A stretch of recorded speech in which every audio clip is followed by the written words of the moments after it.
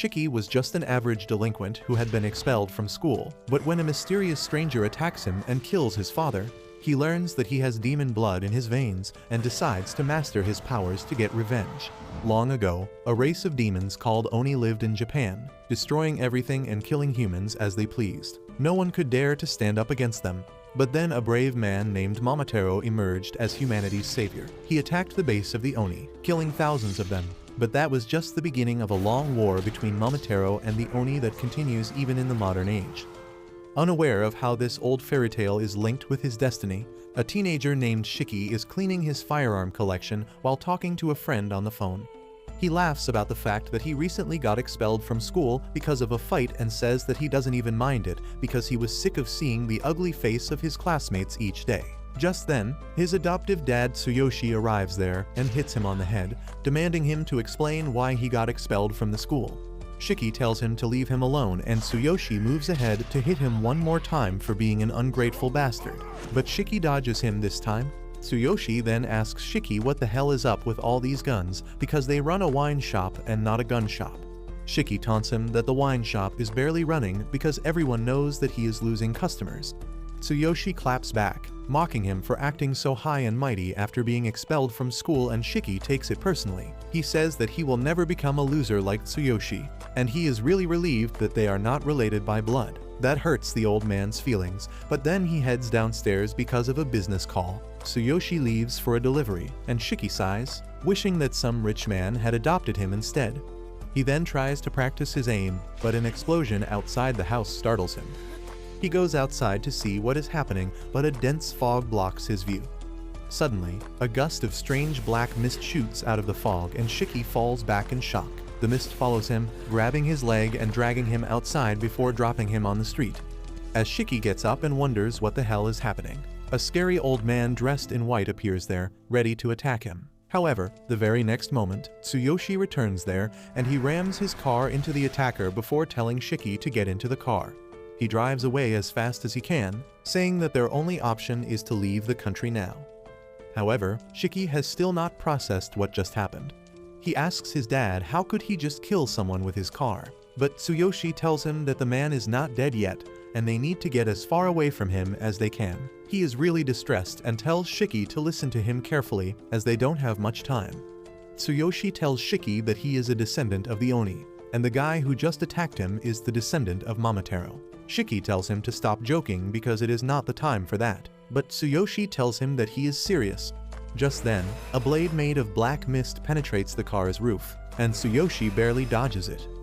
He realizes that the attacker has caught up to them, and then suddenly, the windows of their car are covered by black mist, completely blinding them.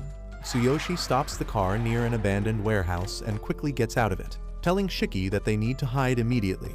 Just then, the car explodes, and when Tsuyoshi turns back, he finds that Shiki is missing. Luckily, he sees a trail of black mist entering the warehouse and realizes that his son has been taken there. Inside the warehouse, Shiki finds himself trapped in a giant web made out of the black mist, with a scary guy named Samadare standing in front of him.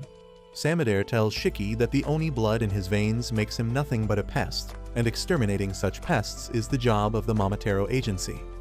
Shiki is still in shock that Samadare survived being crushed by a car, but just then Tsuyoshi comes there, telling him that the fairy tale of Momotaro is a real story. He says that for thousands of years, Momotaro and Oni have been at war with each other through their descendants who share their blood. Eventually, the Momotaro descendants joined hands and formed the Momotaro agency, gaining advantage in the battle and forcing the Oni to hide among humans to survive.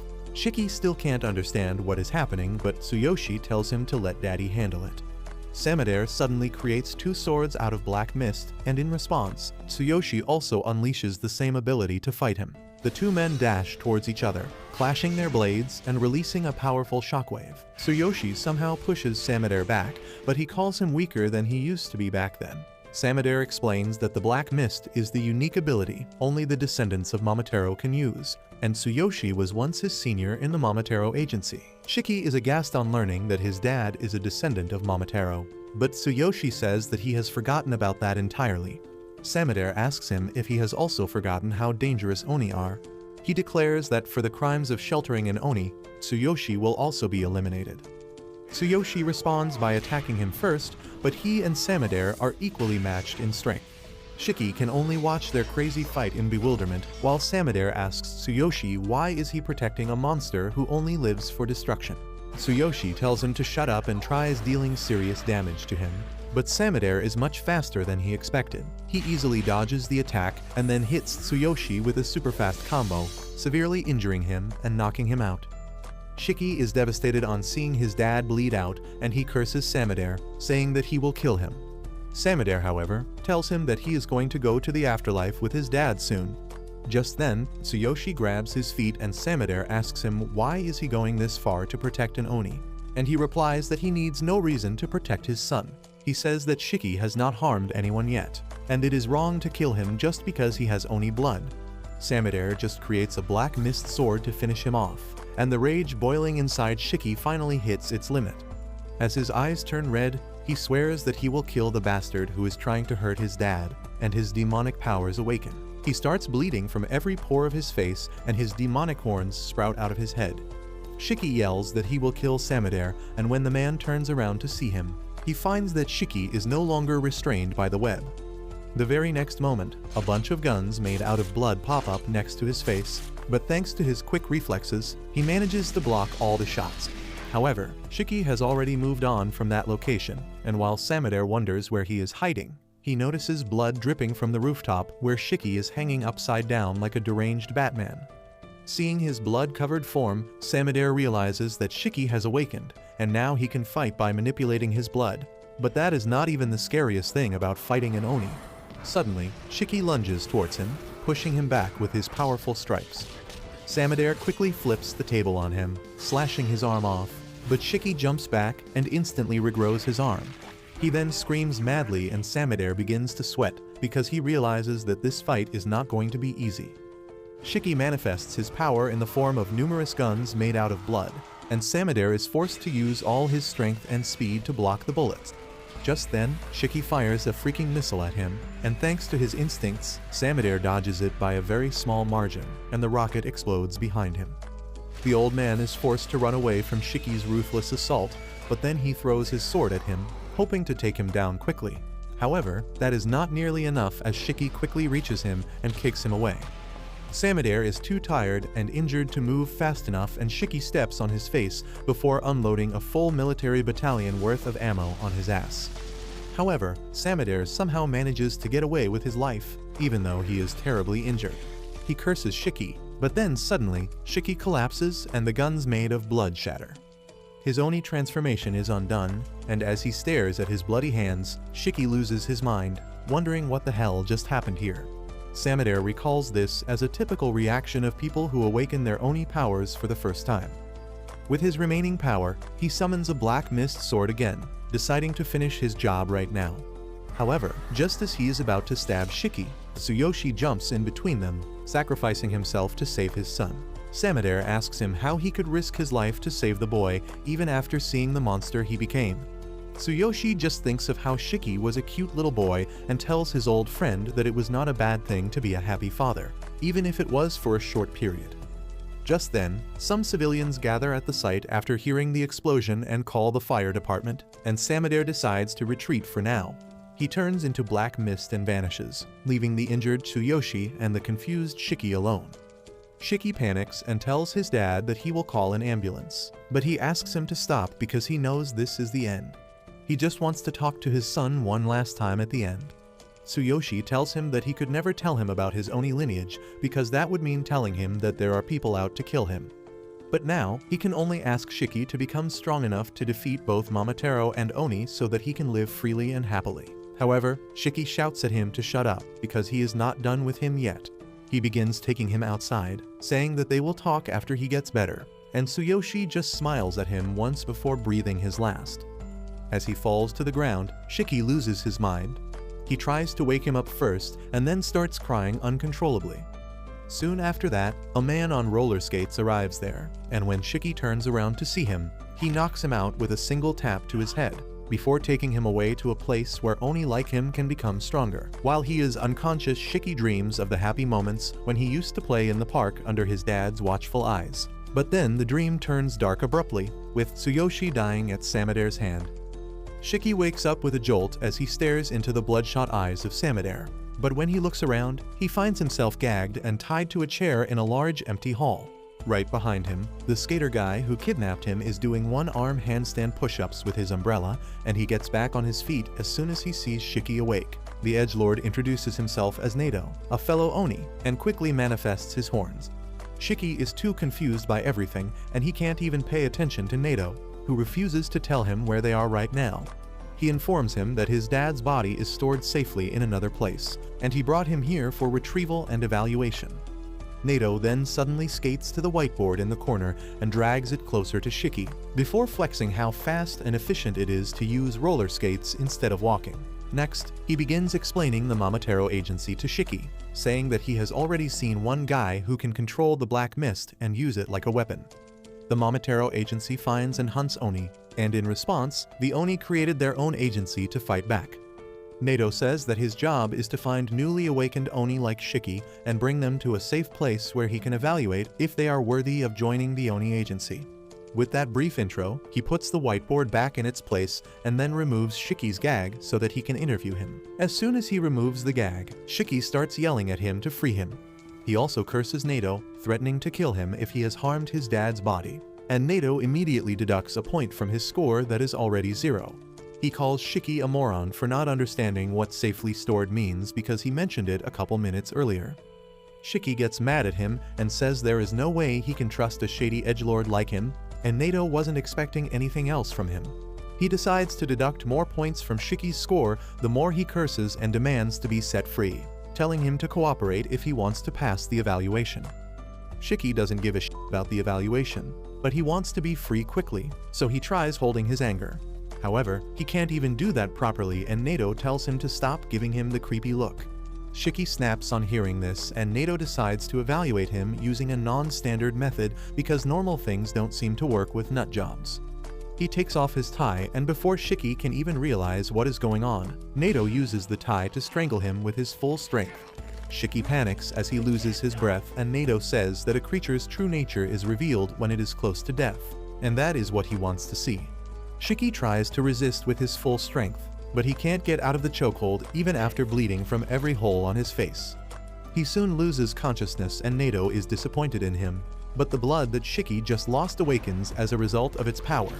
It turns into sharp spikes and attacks Nato, who dodges the attack without much difficulty. Suddenly, he finds a Gatling gun made of blood pointing at his head, and behind it, Shiki is in his berserker state. He opens fire at Nato and then backs away after he is satisfied. But his attacks didn't even touch the edgelord, who protected himself by coating his umbrella in his blood. He deducts 100 points from Shiki's score because he doesn't even know how to use his Oni blood, and then decides to show him how it is actually done, even though he won't remember anything once the berserker state ends. Shiki suddenly lunges towards him, but Nato is prepared for everything, and a few minutes later, Shiki regains his consciousness, lying defeated on the ground. He can't understand what just happened, but then he looks at his red hands and panics, realizing that he went out of control again. Nato calmly sits on top of him, saying that it is natural that his memory is a blank because when an Oni goes into berserk mode, they lose their mind. Around them, the hall is a total mess as a result of their fight, and Shiki tells Nato to stop lecturing him when he is also using his blood as a weapon. Nato immediately makes his blood umbrella disappear, telling Shiki that he never went berserk because he can actually control his power. He then declares that there is nothing to be said anymore because Shiki is disqualified from joining the Oni agency.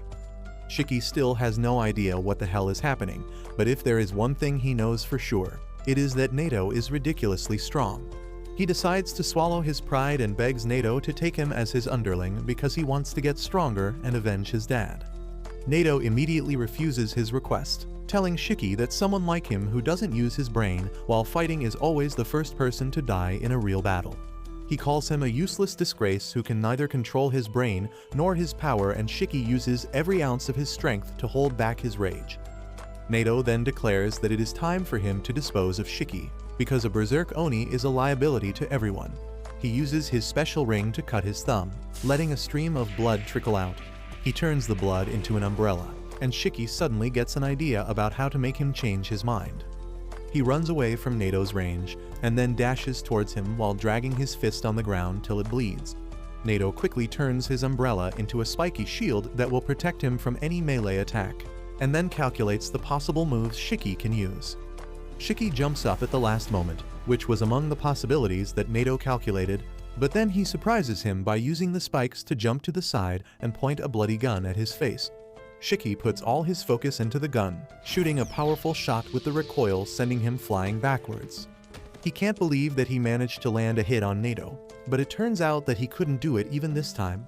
Nato simply blocks the blood bullet with his finger and shatters it, not giving Shiki any credit for the attack because he went halfway to berserk mode in order to attack him. As Shiki seems to lose his mind again, Nato decides to finish him off with his special move. He puts himself in a protective cage and summons archers made using his blood, ready to shoot at his command. However, as he notices Shiki fighting back against his berserker instincts and getting his power under control, Nato cancels his special move. Shiki is proud that he managed to control his power, but he falls on the ground because he just used up too much energy. Nato can't believe that not only Shiki controlled his powers, but he also suppressed berserker mode, which is not something everyone can do. He asks him how the hell did he do that, but Shiki smugly tells him to accept him as his underling to unlock the answer. Nato tells him that he will think about it, and Shiki decides to take that as a yes. He says that when Nato talked about controlling his blood, he didn't understand shit, but when he saw him slice his thumb and use the blood to create a weapon, he got an idea. He thought that since they were both Oni, he could just ape his shit, and surprisingly, that worked. He didn't understand the fine details though, and he just let his arm bleed while yelling at it mentally to form a weapon. Shiki is still hyped that his gambit worked, and asks Nato what he thinks about that. Nato thinks that it is utter bullshit because that is not how things work. From his experience, dumb and emotional teens like Shiki have a hard time controlling their blood, while rational and calm people like him have the best chance at using their power properly. He thinks that Shiki doesn't listen to reason or even let his berserker mode control him, and he can use his raw instinct to brute force his power into obeying him. He thinks that it is a very rough method, but it can also give someone an explosive amount of power. He begins to wonder what to do with this unique case, when suddenly, Shiki tells him that he needs power to avenge his dad and kill the man who murdered him. He tells Nato that if he takes him in as an underling and teaches him everything, he will become useful to him. However, Nato refuses to consider that possibility.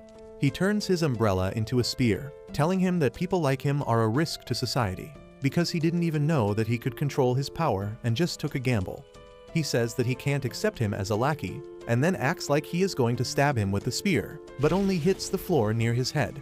He tells Shiki that he won't accept him as an underling, but as a student, and that is really confusing for Shiki, because he thinks both are the same thing. Nato tells him that he passed the test barely, but he will give him the chance to prove his abilities. Shiki can't make sense of what is going on, so Nato decides to start from the basics. He tells him that they are on an island called Hell's Doorstep, which was known as Onigashima in the past. It was the place where the original Momotaro massacred demons, but now it is a place where the Oni can live safely. At the center of the island, there is the Resetsu Academy, which is a military school that trains Oni to fight against the Momotaro agency. Shiki gets freaked out on learning that he is on an island, but Nato pokes his face, telling him that it is not important. The most important part is that the Resetsu Academy will teach him everything from general education, controlling his Oni blood, fighting techniques, and the history between Momotaro and Oni. Nato is Shiki's homeroom teacher, and he tells him more about how they do things here at the academy, but that is more than his pea-sized brain can handle. Shiki doesn't even care about that because all he wants to know is if he can become strong enough to avenge his dad. Nato can't give him any guarantee, but he tells him that if he can't become strong enough to fight the Momotaro agency, he will be expelled from school. Soon, Shiki gets dressed up, and he is excited to go to a different kind of school, but Nato warns him that other people have passed the test this year, and he is probably the least skillful amongst them. Suddenly, Shiki remembers his dad and asks Nato where his body is. Nato replies that they have kept him in the morgue because they wanted Shiki to handle the funeral as per his beliefs. Shiki gets a bit gloomy on thinking about his dad's death, and Nato tells him that being a gloomy idiot is a waste of time, and he should focus only on becoming stronger so that he can get his revenge. Shiki says that he seems like a nice guy after all, and that embarrasses Nato, who speeds away, telling Shiki that if he doesn't reach the class before him, he will be expelled.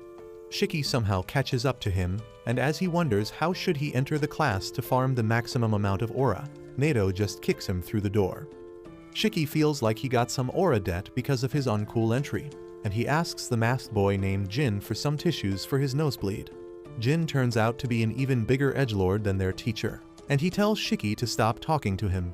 Shiki gets mad at that and starts teasing him for not having his horns yet. Jin simply manifests his horns, saying that only dumb rookies who can't control the horns flaunt them all the time. This comment offends another guy named Ikari, who also can't control his horns. Things start getting tense in the classroom with Shiki getting up close and personal with Jin. However, before things can get violent, Nato suddenly arrives behind them and Shiki finds himself sitting right next to Jin without even realizing when it happened. Jin is equally shocked, but Nato doesn't have time to waste with what his students think. He says that for their first lesson, they are going to play a game of tag. He takes all the students to the forest, telling them that they have 1 hour to get back to the school while avoiding being caught by him.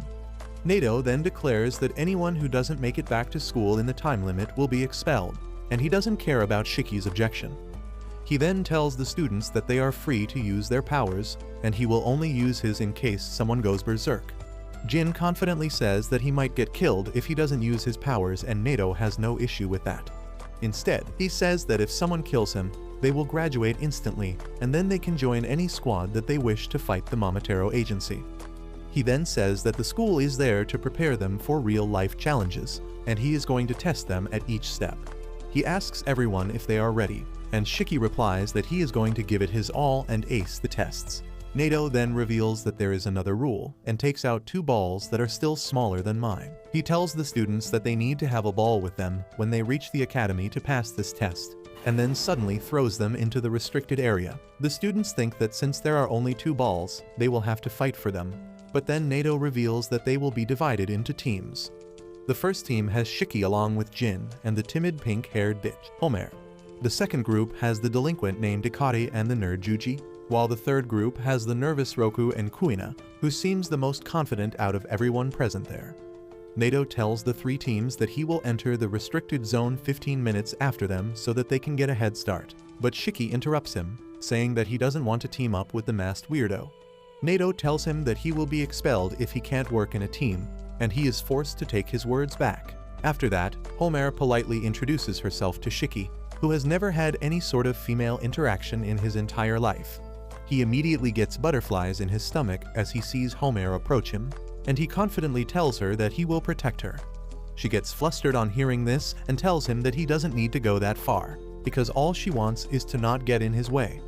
Next, she goes to introduce herself to Jin, but he is an edgy Tate fan who doesn't even bother to respond to her. Homer's low self-esteem kicks in, and she starts crying and apologizing for talking to him. Shiki starts yelling at Jin for hurting the girl's feelings, and then he quickly moves on to comfort Homer, telling her that she should not ruin her cute looks by crying. He then returns to taunt Jin, but the Tate fan tells him to stop being a beta simp. Nato interrupts their quarrel and tells them to head inside because they don't have all day. Jin and Shiki immediately run towards the restricted forest, and after a while of staring around cluelessly, Homer also follows them. Inside, Jin starts jumping through the trees like a ninja from Naruto, thinking about how killing Nato will earn him his graduation and the right to join whichever squad he wants. He wants to take this chance to get on the front lines and face his greatest enemy again. But then suddenly, Shiki tries attacking him from behind, snapping him out of his internal monologue. Jin asks him what the hell is wrong with him, and Shiki replies that he is going to prove that he is stronger than him. Jin is all in for a fight as well, and he removes his mask to reveal some terrible scars around his mouth. Shiki is creeped out, but he says that only weaklings show off their old scars, but Jin doesn't fall for his taunts. He simply removes his gloves, revealing that his hand is covered in stitch marks too. He tears one of the stitches to let out his blood and turns it into circular saws. Shiki is shocked to see this because he thinks that the author of Chainsaw Man will sue them for copying his ideas. Jin tells him to stop wasting his time and run away if he is scared, but Shiki replies that if he runs away now, he won't be able to avenge his father's death. Jin is taken aback on hearing that, But then he suddenly grows menacing as he tells Shiki that they will never be able to understand each other. Shiki tells him that he doesn't want to understand him in the first place, and bites his thumb to release his blood. However, he fails to turn it into a gun this time and panics, wondering what exactly he should do to make it work. He decides to fight back using a stick because that's the only option he has, but he soon realizes that he is no match for Jin, who can cut trees with just one strike of his chainsaw arms. Meanwhile, Homer is trying to find the two boys when suddenly, she hears the loud thud from trees falling on the ground. She suddenly panics and her inferiority complex kicks in, thinking that she is not fit to be in a place like this. However, she cheers up a bit on thinking that Shiki called her cute, and she decides to look for him, not realizing that she was just a few feet away from one of the balls. At the same time, Shiki is trying to fight against Jin with his bare fists. Jin doesn't even use his chainsaw powers against him, and he is still able to whoop his ass with ease. Shiki keeps wondering how can he control his powers so easily, but then he realizes that Jin's ability is different from his or Nado's. He loses his focus while thinking about the true nature of their abilities, and Jin is able to knock him down with a single punch. Shiki feels frustrated because of this, and Jin decides to let the loser cry in peace. However, just as he starts walking around, Shiki gets back up on his feet, telling him that the fight isn't over. The pissed Jin just sends a chainsaw towards him, and at the exact moment, Homer arrives there. Thanks to her negative survival instincts, she doesn't even notice she is walking right in the line of fire. Shiki panics on seeing this, and luckily, he manages to get her to safety, even though he gets slightly wounded in doing that. He quickly gets up from top of Homer and tells Jin to apologize to her, but Jin replies that it would have been her fault if she died from his weak attack. Shiki is pissed at this, but then suddenly, he hears Homer chanting she is sorry like a prayer.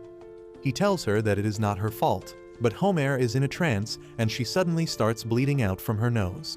The blood slowly takes the form of a giant human, and both Jin and Shiki freak out, wondering what in the name of Attack on Titan is this. Homer tells them both to run away because her female Titan is going to kill them.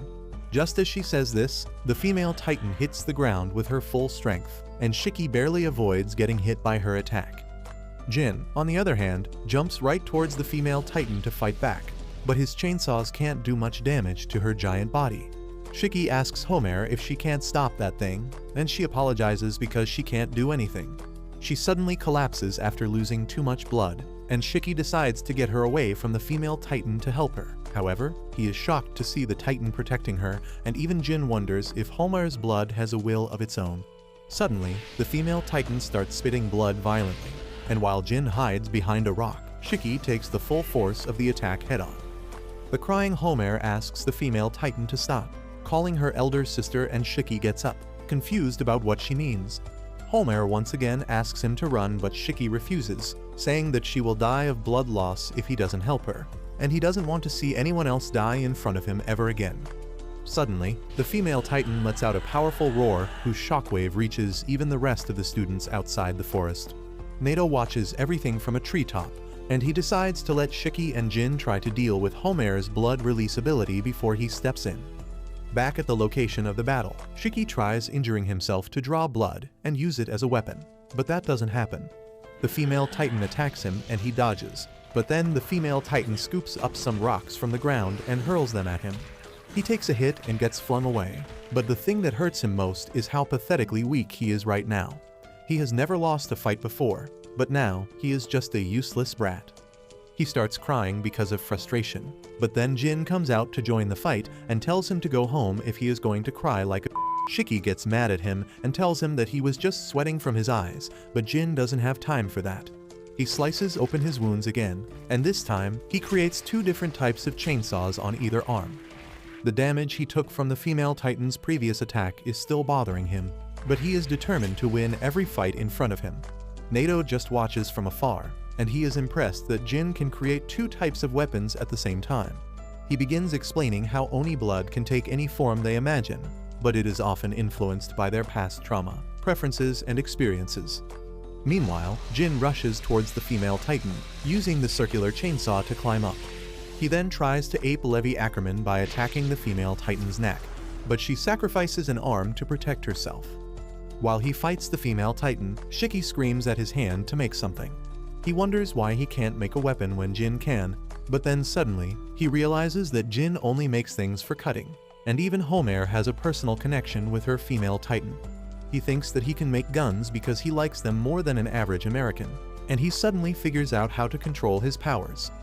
On the other side, Jin is having a hard time fighting the female titan, who suddenly lets out a loud roar that bursts his eardrums.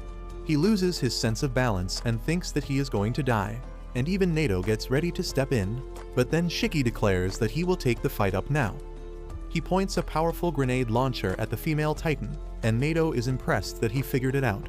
Shiki is thrilled to try out his new weapon, but then the female titan attacks him. He dodges her attack and then fires a grenade at her, blowing her apart instantly, and both Jin and Nato are stunned to see his power.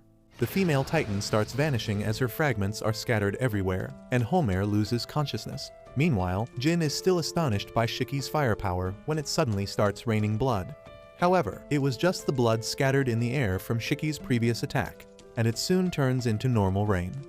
Jin realizes that Shiki's attack didn't just kill the female titan, but it also changed the weather. Shiki, on the other hand, doesn't even think about that. He starts heading towards Homer to see if she is fine, but then his vision gets blurry and he falls to the ground, unable to move. Just then, Nato comes there, telling him that he unleashed a ridiculous amount of blood just now, and that is why his body doesn't have any strength left. Shiki tells him that he can still go on and somehow forces himself to stand up. But that doesn't last even for 5 seconds, and he once again falls to the ground. Nato calls him a noob who can't even control his power, but he realizes that Shiki's power was beyond anything he has ever seen. He tells Shiki that if he uses up too much blood, he could even die, and that makes him worry about Homer instead of him. He asks Nato to check up on her because she might have used a lot of blood, and he is fine being checked after her. Nato was not expecting Shiki to worry about another person when he himself is in such a serious condition, but just as he is about to help them, Jin launches a surprise attack on him. Thankfully, Nato's reflexes are fast enough to block the attack, and he pushes Jin back, who tells him that they don't need to worry about the losers. Nato asks him what happens if Homer dies because she can't get emergency treatment, and Jin replies that it doesn't concern him. Nato is disgusted on hearing that, and he makes it clear to Jin that he hates selfish bastards like him. Jin doesn't care about that either, and he just asks Nato to confirm that he can graduate if he kills him.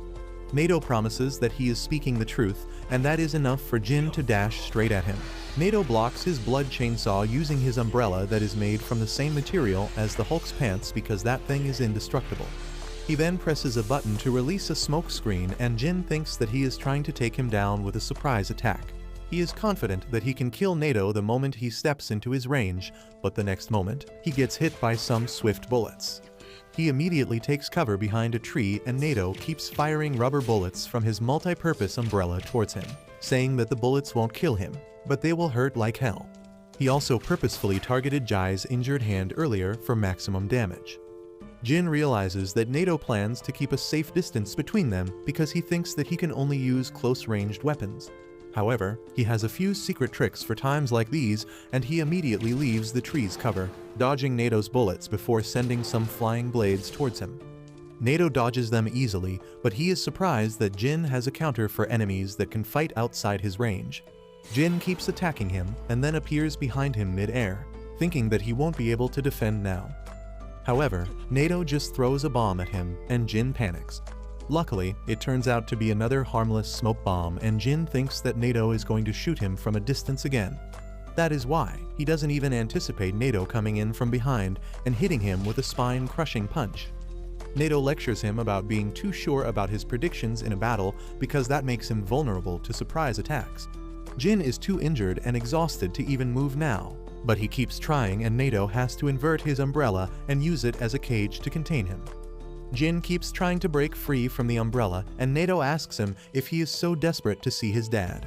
He suddenly goes silent on hearing this, and then asks Nato how did he know about that. Nato replies that he looked into his files, so he knows a few things about him, including the fact that his dad is a Momotaro. While every cell of Jin's body revolts on hearing this, Shiki is shocked to learn that both of them have similar backstories. However, Jin is filled with hatred as he admits that his father is a Momotaro, and that bastard took everything away from him. He killed his family and then did experiments on him, leaving scars all over his body. Jin remembers how he survived on garbage and the hatred against his father. He swears that he will kill him with his own hands, even if he has to risk his life for that. In his enraged mode, Jin suddenly gets a burst of power, allowing him to uproot the cage holding him down. However, before he can do anything, Nato grabs him by his face and then slams him into the ground, calling him a stupid brat. He tells him that if he dies while chasing his dream, he is an idiot who will never be able to achieve them. He tells him to live for the sake of making his dream come true, even if it means accepting defeat and humiliation. Jin finally stops moving with that, and then Nato calls the school to send the nurse because he has an injured student here. He informs the school that Homer has been retired from this test because of her blood loss, and Jin has also been tied up. Shiki, on the other hand, is still standing, and Nato tells him that he has barely 6 minutes before the time limit runs out. He has one of the balls in his hand and tells Shiki that he can either try to take it from him or find the remaining ball within 5 minutes and reach the school. Shiki says that it is not fair, but he has no choice except playing by Nato's rules. He immediately runs away, and Shiki decides to chase after him to see what he does. Meanwhile, Jin is sitting silently where he is tied to a tree when suddenly Shiki pops out of the bushes nearby. He walks over to Jin, telling him that he will free him, but in exchange, he will have to work together with him. Jin is shocked by this offer, and Shiki says that neither of them can beat Nato on their own, but if they work together, they have a chance. Jin refuses, saying that being rescued by an idiot will lower his pride, and Shiki doesn't even bother to debate the point that he is an idiot. He asks Jin if his pride is more important to him than his goals, because he cannot achieve his goals just by sitting here. Jin asks him why does he even care about that, and Shiki reveals that his dad was a Momotaro too.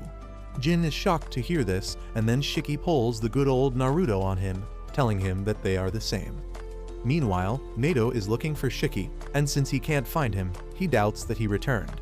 Just then, he sees Shiki running away while cursing Jin, and decides to corner him immediately.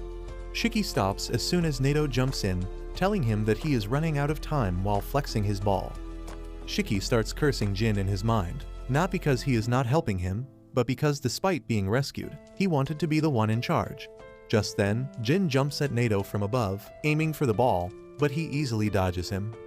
However, that was just a feint, and Jin's real move is to throw a stone tied to a rope at Nato. The rope loops around him, quickly restraining him, and then Shiki catches the other end. He and Jin start pulling Nato with all their might, but he digs his heels into the ground, pretty sure that they don't have enough stamina to win against him. Suddenly, Jin shoots a blood blade at Nato, forcing him to dodge, and he loses his balance in an attempt to do that. That is enough for Shiki, who rushes towards him and hits the ball out of his hands. The ball lands near Jin, and Nato is pretty sure that if he tries to take it to the school, Shiki will try to steal it from him. He plans to take it from them while they fight, but to his surprise, Shiki tells Jin to take the ball and run. Jin does exactly that, and Shiki keeps cheering on him excitedly. He tells Nato that they got the ball from him, but then Nato reminds him that only the person who takes the ball to the school passes, and at this rate, that will be just Jin. Shiki is stunned on realizing that, and Nato realizes that he is a complete moron who doesn't think about the benefits and losses before taking any action. He does indeed regret his decisions quickly and yells at Jin to come back, but he is too far away to listen to him now. Jin is sure that he can make it back to the school in time at this rate, but then he remembers how this would not be possible without Shiki's help, and suddenly, he can't just abandon him. He turns around and runs towards Shiki, who is dumbfounded and asks him if he is as directionally challenged as Zoro. Jin tells him to shut up because the only reason he is doing this is because he doesn't want to owe his success to an idiot. He would rather fail and achieve his goal on his own, and that is why he asks Shiki to take the ball and head to the academy. However, just as they are about to make contact, a small pink creature comes running there at great speed and stops right in between them. Nato immediately pauses the test, telling them that they shouldn't fight when Muku, their high-speed courier delivery pet, is here with them. He knows that Muku is dispatched only when there is an emergency, and he activates the radio on its back to receive a request for backup from the Kyoto branch that is under attack by the Momotaro agency. Outside the test zone, the rest of the students are patiently waiting for their turn, thinking that Shiki and others failed because it is already past the time limit. However, Nato returns along with Shiki and Jin just then, telling the other students that the Kyoto branch is in serious danger.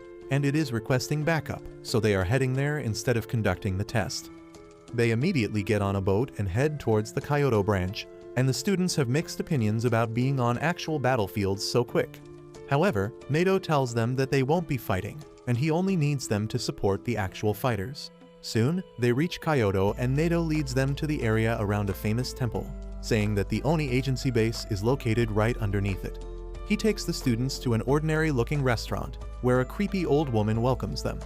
Once they reach the living room, the old woman reveals a secret underground staircase that will lead them to their destination. Meanwhile, at another location, Tsubakiri, a captain of the Momotaro agency, has just finished hunting down a unit of Oni. He calls them a bunch of maggots pretending to be soldiers, and his vice captain Yomogi tells him that he went overboard again. She complains about all the mess he made because it is going to be a pain to clear it, and Tsubakiri replies that he just gets too annoyed when he sees maggots. He wishes that they got to face a female Oni instead because they are resilient and can tolerate more pain than males, which makes them a good choice for his experiments. Yomogi tells him that his experiments are disgusting, and she hates them, especially the thing that is walking towards them. Tsubakiri tells her not to be cold to his favorite creation, which is a blend of a dog, a monkey, and a pheasant. He has named it Ugly, and that is the only thing Yomogi can agree with him on. Tsubakiri says that Ugly is his important research specimen as well as a loyal member of their anti-Oni biological weapons. Mommy Yomogi says that their job is to kill dangerous Oni and save civilians, and he should contribute more to that rather than wasting his time on creepy research. Tsubakiri tells her that Oni blood is a truly fascinating thing, and he is doing his best to help in his own way. He claims that if they can learn how to control Oni blood on their own, it will surely help the Momotaro agency tremendously, and even better, if they can turn the healing factor of the Oni blood into a medicine, they could become richer than Elan, Jeff, and Zuck combined. Yomogi reminds him that even the Momotaros have similar abilities, and Tsubakiri says that it isn't wise to experiment on people. However, the Oni are maggots in his eyes, and he says that they should experiment on them because simply killing them is a waste. A terrified Oni kid hears all of this while hiding behind the corner, and he tries his best to remain quiet. As soon as he hears the footsteps of the two Momotaro agents head away from him, he takes a sigh of relief, and that turns out to be his fatal mistake because Tsubakiri hears him and immediately comes over to his location. The child freaks out and Tsubakiri decides to take him to the lab. Yomogi tells him that she will knock him out so that he doesn't create problems, but as she is trying to put him to sleep without anesthesia, a drop of blood spills on Tsubakiri's coat. Yomogi realizes that this means trouble, not for her but for the Oni kid. Tsubakiri walks up to him and starts kicking him, saying that even though he is fascinated by Oni blood, it is a filthy thing, and he won't tolerate it on his uniform. He then asks the kid if his parents live nearby, and were they part of the group he just killed. On getting no answer, he lifts up the corpses of the Oni nearby to show them to the kid, asking if his parents are here. The kid is too terrified to even speak, and Tsubakiri decides to crush him with the corpses. Yomogi is creeped out by this because out of all the Momotaro abilities she has seen, Tsubakiri's is the most diabolical. The black mist that comes out of their bodies is actually a special bacteria that lives in their blood, and they can use it to create weapons. Tsubakiri, however, can use the bacteria to control corpses, and she still can't get used to it. Soon, Tsubakiri finishes killing the boy, and he tells Ugly to eat the giant Oni dumpling while they go ahead and find more maggots to kill. On the other hand, Shin and other students are walking through a wide tunnel, and Nato tells them that some shops in this area have access to this tunnel that leads to their base. They soon reach the gate that leads them to the space right below the Uryuta temple, which is fashioned like a traditional Japanese house. The students can't believe their eyes as Nato tells them that this is the headquarters of the Kyoto division of the Oni agency.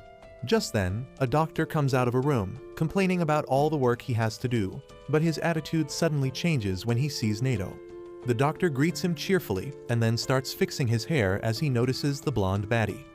She turns him down immediately, but that doesn't let the simp's heart get broken because he is actually used to rejections. Shin asks who this clown is and Nato introduces him as Kyoya, the commander of the support unit at the Kyoto base. Kyoya adds that he and Nato were classmates back in the academy, but Nato doesn't have time for his idle chatter. He decides to head to the front lines immediately, and Shin asks him to take him along as well. Other students also want to go with him rather than dealing with a weirdo like Kyoya, but Nato isn't going to listen to them. He tells Kyoya to use these brats as he pleases before he leaves, and just then, the nurse tells Kyoya to get back in and do his work. She notices the students from the academy as well and tells them to get changed immediately because they need all the help they can get. They get dressed as assistant nurses quickly and then go to the makeshift hospital, where dozens of injured Oni are crying out in pain. One of them has been brought in just now, and he has lost both his legs along with some other life-threatening injuries. Shiki is horrified to see his condition, and the nurse also says that he has at most 3 minutes left to live at this rate. Kyoya just smiles at him and says that they won't let him die, and Shiki snaps at him, asking him not to make such careless and fake promises. Kyoya appreciates his honesty and kindness, but tells him that he is kind of a big deal here, and he decides to show the kids how real support work is done. In another location, Tsubakiri and Yomogi have just finished dealing with the captain and vice captain of another group. The remaining Oni are terrified of them now, and Tsubakiri is disappointed that he will have to deal with another bunch of nobodies when he was expecting someone strong. Well, his wishes are granted immediately as Nato comes there and quickly activates his ability. Tsubakiri is pleased to see him, but Nato doesn't give him a chance to be happy for too long as he immediately unleashes his killer move on him. The Oni are really glad to see that Nato has come to save them, but Tsubakiri didn't take any damage from the previous attack as he used the dead Oni captain and vice captain as his meat shields. Turns out, he knows Nato already and he talks to him like they are old friends. He asks what is he doing in Kyoto because this is not his area. Tsubakiri then remarks that he has heard of a location where the Oni in Kyoto are gathering, and if he just wipes out that place, the entire problem will be solved. Nato keeps up his poker face as he says that he doesn't know anything about it, and Tsubakiri replies that he will give up if even Nato claims that the place is not real. He then says that he will go for sightseeing around the big temple instead, and Nato panics inside because he knows that Tsubakiri has really sharp instincts. He decides to stop him right here, and gets ready to fight seriously. Back in the headquarters, Kyoya inserts multiple blood pipes into his body and Shiki asks if they shouldn't be giving that blood to the injured instead. The nurse tells him to shut up and watch as Kyoya heads over to the most severely injured man. He asks him if he wants his hands or feet to regrow because he can't afford both right now. The man summons every bit of his strength to say that he wants his arms so that he can hug his children again. Kyoya promises that he will be able to do that, but this process is going to hurt like hell. He then slices his wrist open to pour his blood into the injured man's mouth, claiming that it boosts the healing ability of a normal Oni by many times. As soon as his blood starts showing effect, the man starts screaming in pain, and the nurse tells the students to hold him down. Shiki and others immediately follow her orders, and in the meantime, she tells the others to get more blood from the next room. Soon after that, something starts poking through the man's bandaged arms, and Shiki creeps out as he sees something that vaguely resembles human fingers. Other students get back too, and then suddenly, the injured man regenerates his arms, and even the severe burn wounds on his chest heal completely. Shiki immediately heads over to Kyoya, asking if they can regenerate his legs too, and he affirms but adds that they need to do it over time and using small doses of his blood. Since he has already consumed too much blood, the injured guy may develop antibodies if he drinks any more of it. Kyoya then heads over to the patient, telling him that he will be retired from the combat unit now, but he can join the support unit to help others out. He says that with a pair of prosthetics, he will be playing with his kids in no time, and the man is moved to tears on hearing that.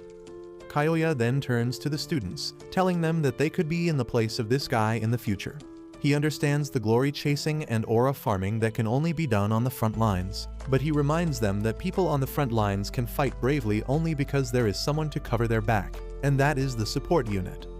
Shiki and a few others are really impressed by him now, and they tell him that they are ready to help him in any way they can. Kyoya tells Shiki that he needs his help with another matter, and takes him to a depressed girl named Mei who was brought in yesterday after the Momotaro agency attacked her. Her parents are still missing, and Kyoya wants to use Shiki's kindness to make the girl feel better. Shiki takes up the job and tries talking to the girl, who gradually opens up to him.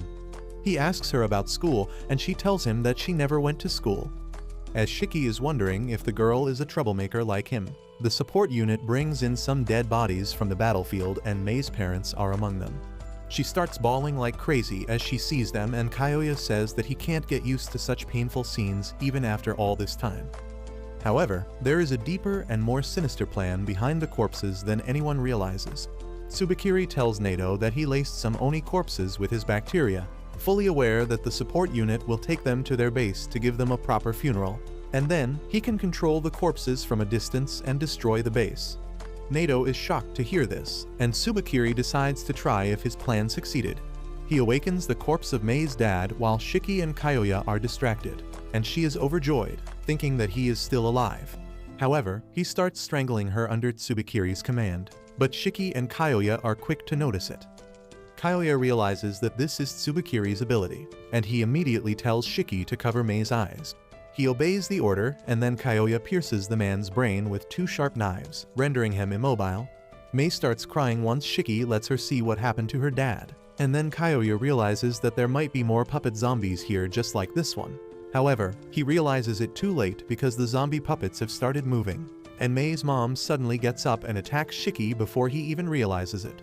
She starts strangling him, and Kyoya decides to neutralize her quickly. But before he can get the scalpels out, more zombies attack from behind, restraining him. Shiki can't do anything either, and his brain's oxygen supply slowly gets cut off, causing him to pass out. The same thing happens all over the headquarters, and the zombies start attacking the supporters carrying them first. The supporters are not even trained to fight, and because of the suddenness of the attack, they are easy targets for the zombies to subdue. At the same time, the zombies break into the room where all the serious patients are receiving treatment. They attack the patients and the nursing staff, and no one has any idea about how to solve the problem. Back in the other room, Shiki is somehow holding on to his consciousness as Mei cries and begs her mom to leave him. Shiki tells the girl to get away from the zombie because it is not her mother, but Mei doesn't even listen to him. Kyoya tries to help him, but the zombies knock him down. Seeing that no one is coming to help him, Shiki pulls out a Glock from his ass.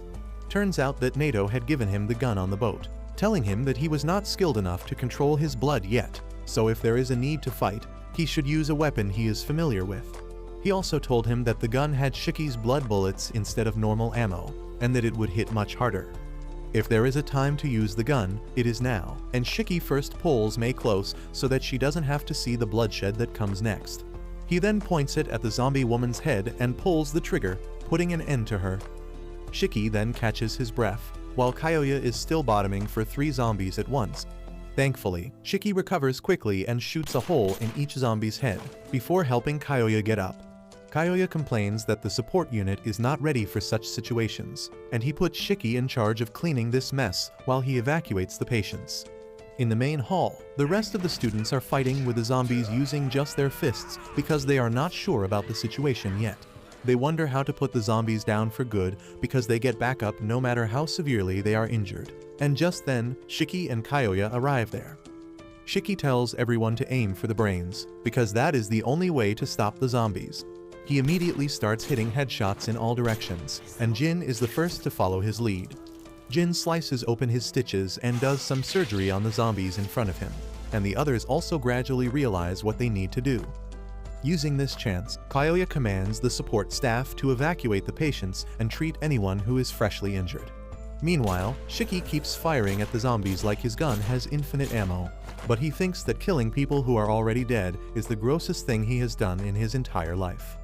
He starts getting first-hand trauma as he thinks that every zombie he kills was once a person who had family and friends who cared about them. He feels like he will cry at any moment now, and he wonders why they are hurting their own people when their enemy is the Momotaro Agency. On the other hand, Nato is still in a standoff with Tsubakiri. He decides to take him out in close combat, but Tsubakiri uses 3 dead Oni as his shield. Nato is pissed, but then he notices the monster Ugly next to him, ready to deliver a devastating blow. He somehow dodges the attack at the last moment, but Ugly smashes through the 3 Oni. Nato is not happy with this, and Tsubakiri tells him that he should be happy that the pests infecting this world are dead. Nato tells him that no matter how strong he is, he cannot win every battle as a loner, but Tsubakiri finds that ironic coming from another loner. His point is proven within seconds as the fodder Oni offer to support him, but he tells them to evacuate to safety because they will only hold him back. Tsubakiri tells him that no one is leaving this place, and he commands his assistant Momogi to do her job. Mommy Momogi steps up and uses her power, creating an impenetrable barrier around Nato and the other Oni that traps them in their place. Tsubakiri tells Nato that he can't leave this barrier until Momogi permits, and in the meantime, he will take a stroll around the Oni headquarters. Nato panics as Tsubakiri reveals that he planted transmitters on the all Oni corpses, and they all have gathered right under the Uryuta temple, so that must be the Oni headquarters. Tsubakiri starts walking towards the temple, and he commands Momogi to send Ugly inside the barrier. She gives the creature the permission to enter her barrier, and Nato gets ready to fight it.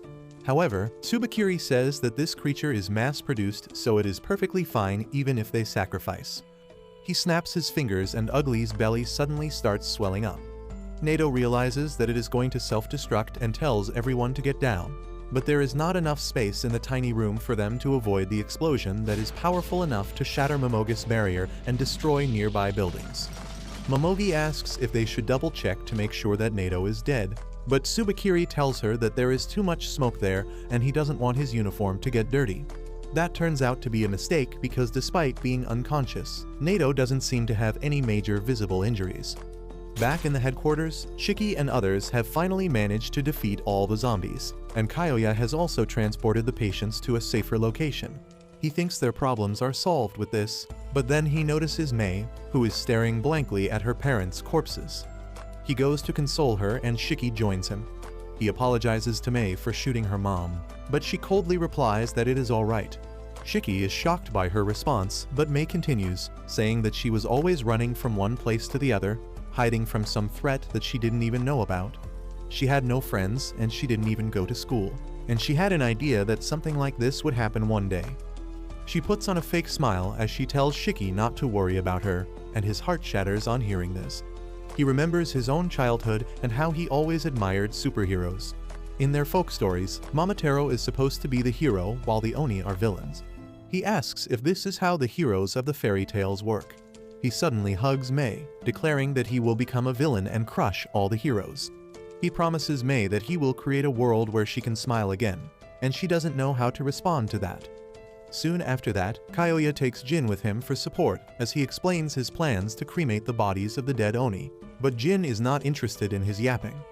On the other hand, the rest of the students are dragging the bodies to carry them to the funeral house, but the stuck-up nerd named Juji seems to have other things in mind.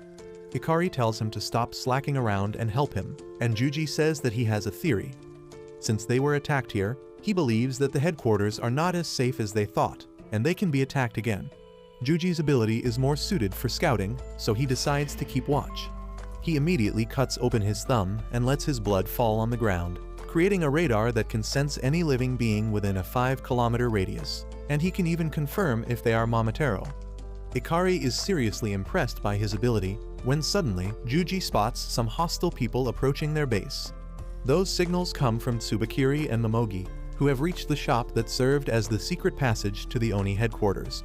The old woman there is already dead, and Momogi has found the entrance to the tunnel as well. While she inspects it, Tsubakiri calls the Momotaro agency, asking them to send several mass-produced uglies to his location, as well as a special purpose ugly that he made himself. He also asks for information on a certain high-risk Oni whose name he forgot, and then gets ready to go inside. Momogi tells him that the area seems to be really huge and there might be a lot of Oni there, so they need to be careful. She suggests tossing in some poison gas to make their work easy, but just then Tsubakiri gets the file of the high-risk Oni that is none other than Shiki. He tells Momogi that they can't use poison now because he wants Shiki alive.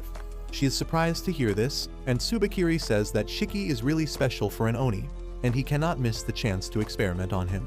On the other hand, Kyoya shows Jin the crematorium where they burn all their dead friends. Jin is a bit taken aback to see it, and Kyoya says that once a war with the Momotaro agency begins, a lot of people end up dead. He warns Jin about the dangers of the line he is stepping out into, but tells him that he doesn't have to worry too much because he can heal from almost anything.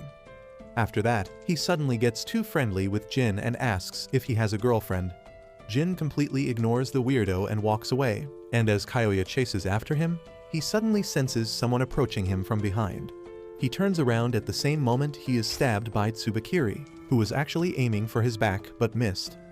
Kyoya is too surprised to react, but Jin instinctively releases his blood chainsaws to fight against the enemy. However, before he can do anything, Momogi appears behind him, locking his chainsaws in her black prison and then cracking up his arm. Jin cries in pain, but the black prison around his arms don't hold on for much longer. He tries to focus on the enemies despite the pain, realizing that they are in the worst possible scenario right now. Both he and Kyoya are injured, and he doesn't know anything about the enemies. However, Kyoya is quite calm even in this situation, and he tells Jin to rush back and tell everyone about the enemy attack while he stalls the two Momoteros. Jin follows his orders, promising to bring back up, and then Kyoya turns his attention to the two enemies in front of him. Tsubakiri tells Momogi to do her thing, and she creates a gigantic barrier around the entire headquarters. At this point, Kyoya realizes that her ability is to create barriers with her bacteria, and she plans to make sure no one can get out of the headquarters alive. Kyoya begins to calculate his options because he can't fight, and he doesn't think that the students are strong enough to beat the dangerous opponents in front of him. He believes that reinforcements aren't coming anytime soon, and that simply means that he is going to die. Suddenly, Tsubakiri asks him if he knows Shiki, and Kyoya realizes that things are more complicated than he thinks. He decides to fight back to the best of his abilities and pulls out a poison syringe from his coat. However, before he can get the chance to use it, Tsubakiri slashes his neck and leaves a deep gushing wound. Kyoya panics because he couldn't even see him coming, and he falls to the ground as his blood splatters everywhere with high pressure. As Kyoya gradually loses his consciousness, he wishes that if he is going to die, it should be Mommy Momogi who finishes him off. Tsubakiri is not going to grant his wish though, and he thinks that Kyoya is already dead from his single attack. He decides to control his corpse through his bacteria, but suddenly stops as he senses the ugly creatures outside the barrier. He tells Momogi to let them inside, and she grants access to the uglies. Tsubakiri asks them if they have brought what he asked for, and one of them vomits a big box. He then orders the uglies to remove the cover, revealing a decorated wooden block. Tsubakiri asks the uglies to carry the box carefully as they search for Shiki, and at the same time, Jin reaches the headquarters to warn everyone. He is surprised when he doesn't find anyone nearby, but as he enters the main hall, he finds everyone ready to fight. They are relieved when they see Jin, but he is confused about why all of them are gathered in the same place. Shiki tells him that Juji used his ability and found that enemies were approaching them, so they took action quickly and evacuated all the patients. However, before the rest of them could escape, a black wall blocked off the exit, and now they are stuck here. Some people suggest that they should look for another exit, but the nurse says that she has checked everything and there is no way out. Shiki then asks Jin about Kyoya, but before he can answer his question, an ugly comes there. Everyone is taken aback on seeing such a creepy monster, and they let it walk through them towards a random guy who becomes monster feed while everyone watches. Everyone decides to run away to avoid facing the monster, and Shiki decides to keep Mei safe with him. Soon after that, Tsubakiri and others enter the hall and find it empty. He orders the uglies to put down the coffin and sits on it, ordering Momogi to capture Shiki alive and kill everyone else. She asks him if he is not going to come with her, and Tsubakiri refuses, saying that he has some important thoughts to think. On the other hand, the blonde baddie Kuina is looking through some clothes in a restroom to find something she can move better in. Meanwhile, the dramatic emo Rokuro is also in the same room, crying that he is going to die because his heart rate is abnormal. Kuina tells him to work on his fitness if he collapses just after running a little. She then covers his face so he doesn't see her change, and then ironically she changes into a skimpy gym where Rokuro asks her what is she planning to do now, and Kuina replies that she is going to set up an ambush, obviously. He gets jealous of healthy people on hearing this because he is always afraid of getting sick. Just then, they hear the heavy footsteps of an ugly approaching them, and Rokuro panics, telling Kuina that he can't fight when he is so stressed. He begs her to do something, and that suddenly turns the baddie on because she likes being in total control.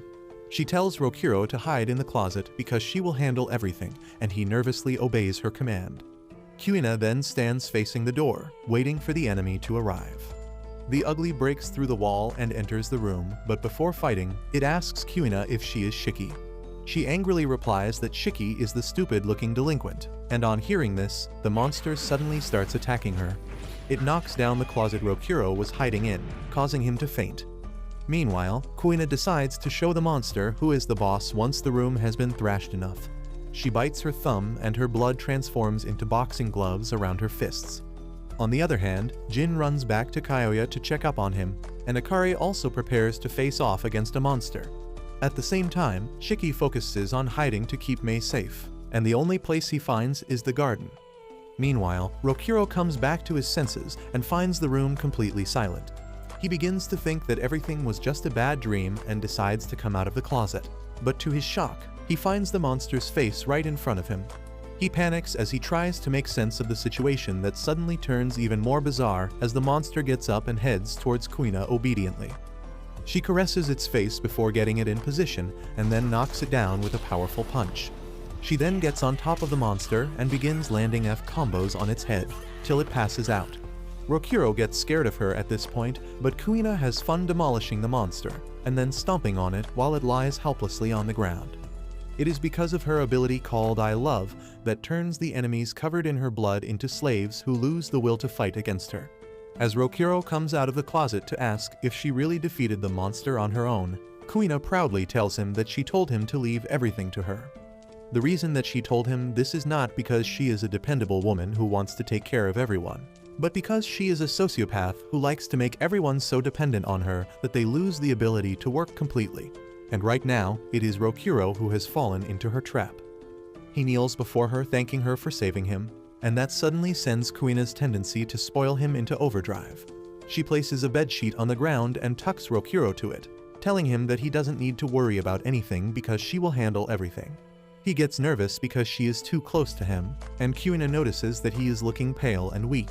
So she decides to get some food for him, and Rokuro panics even more, thinking that this is a trap because there is no way a girl will pay so much attention to him.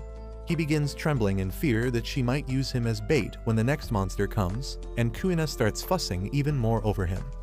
Just then, another monster comes there and Kuina decides to deal with it before returning to her main job of spoiling Rokuro rotten. She thinks that this monster is a weakling as well and decides to deal with it quickly, but the monster turns out to be much stronger than the previous one. He uses his arm as a whip to attack her and drills a hole through the wall behind her. Rokuro immediately hides in the closet again, and Kuina is pissed at the monster who ruined her fun. She jumps at it, activating her power midway, but the monster casually dodges her punch and then stabs her shoulder with its freaky tentacle arm. Kuina somehow manages to get away from it, but the monster then uses both its arms to tie her, and she realizes that she can't use her powers like this. The monster starts pulling her closer, and when she resists, he simply jerks the rope and makes her hit the roof. The monster begins slamming the muscle mommy all over the room, and she is powerless to do anything. In the end, she gets slammed on the ground, and the monster begins stomping on her head. Rokuro panics on seeing this, but that is all this useless piece of trash is good for. He just watches Kuina being demolished and wishes that someone comes to help her. He doesn't even think that he can help her because he is a weakling and a coward. But that makes him realize that he became a pathetic loser without even realizing it. He remembers the time when he was not a cowardly loser, and it feels like an eternity has passed since then. Rokuro grew up in a small backwater village where a lot of Oni lived among the humans, and a girl named Lulu was his first love. He always tried to riz her by showing how cool and brave he was, even though he was terrified inside. However, with Lulu by his side, he felt he could do anything. Lulu also stayed close to him, and they both spent most of their time together happily. However, underneath that perfect life, things were not all right. Lulu was sick, and since she was an Oni, she could not be taken to a normal doctor. The only Oni doctor of the village helped keep her stable and healthy, but one day, the Momotaro agency raided the village, and they killed the Oni doctor. Without him, Lulu's condition worsened, and Rokuro promised her that he would quickly bring another doctor from a nearby town. He asked to trust in him because he could do anything for her, and Lulu told him that he has always been the coolest guy she knew. She asked him to stay like that forever, and passed away immediately after that. Rokuro was broken and devastated by this, and soon after that, he lost his spark. He had no reason to be brave or confident anymore. His hair turned gray, and he developed insomnia. His mental health fell off, and he became the loser he is today. As Rokuro thinks about his downfall, the monster turns his head into a pointed whip to finish off Kuina. Rokuro decides to let it finish the job because he is not capable of saving someone. However, just then, the final words of Lulu spring into his mind. He remembers that she told him to always be cool, and that suddenly awakens something in him. Just as the monster attacks Kuina to finish her off, Rokuro rushes there, taking her away from danger in a split second. He realizes that if Lulu saw him right now, she would be disappointed in him, and he is not going to let that happen. He looks at the unconscious and injured Kuina and thinks that she fought so hard to protect him, and now it is his turn to return the favor. However, he is incredibly terrified right now and doesn't even know if his heart can handle the fight. But he thinks of Lulu once again and calms himself. He bites his thumb to release his blood that takes the form of Lulu. Now that his girl is in front of him, Rokuro calms down even further and asks her to stay with him, even though he is not as cool as she would like. The blood construct Lulu hugs him from behind, and the blood slowly starts covering his body, removing his anxiety and panic. However, this is not his true ability, and Rokuro is able to activate his ability once he is fully confident. His blood coats his body and Rokuro suddenly turns into some sort of K-pop idol. The monster attacks him after he transforms, but Rokuro easily dodges his attack and then does some fancy spins in the air before landing behind it. The room is already filled with flower petals made out of blood, and each one of them is a deadly blade. As the petals hit the monster, its body is shredded into pieces, but the monster still survives the attack. Rokuro, on the other hand, is brimming with confidence because Lulu is with him. He challenges the monster to attack him and gracefully dodges everything. He then jumps to attack the monster, remembering the summer festivals where he used to dance with Lulu. While lost in memories of his girlfriend, Rokuro dodges the attacks from the monster, cutting off its arms and forcing it to use its feet to fight. He dances around the room, filling it with petal blades, and then deals a lethal combo to the monster, chopping it to pieces. On the other hand, Shiki is with Mei, telling her that she can relax now because the ugly monsters are gone. However, she is still too depressed because of her parents' death and thinks that maybe she should have died with them too. Shiki tells her not to even think of that, because her parents sacrificed their lives to save her, and if she dies, everything will be in vain.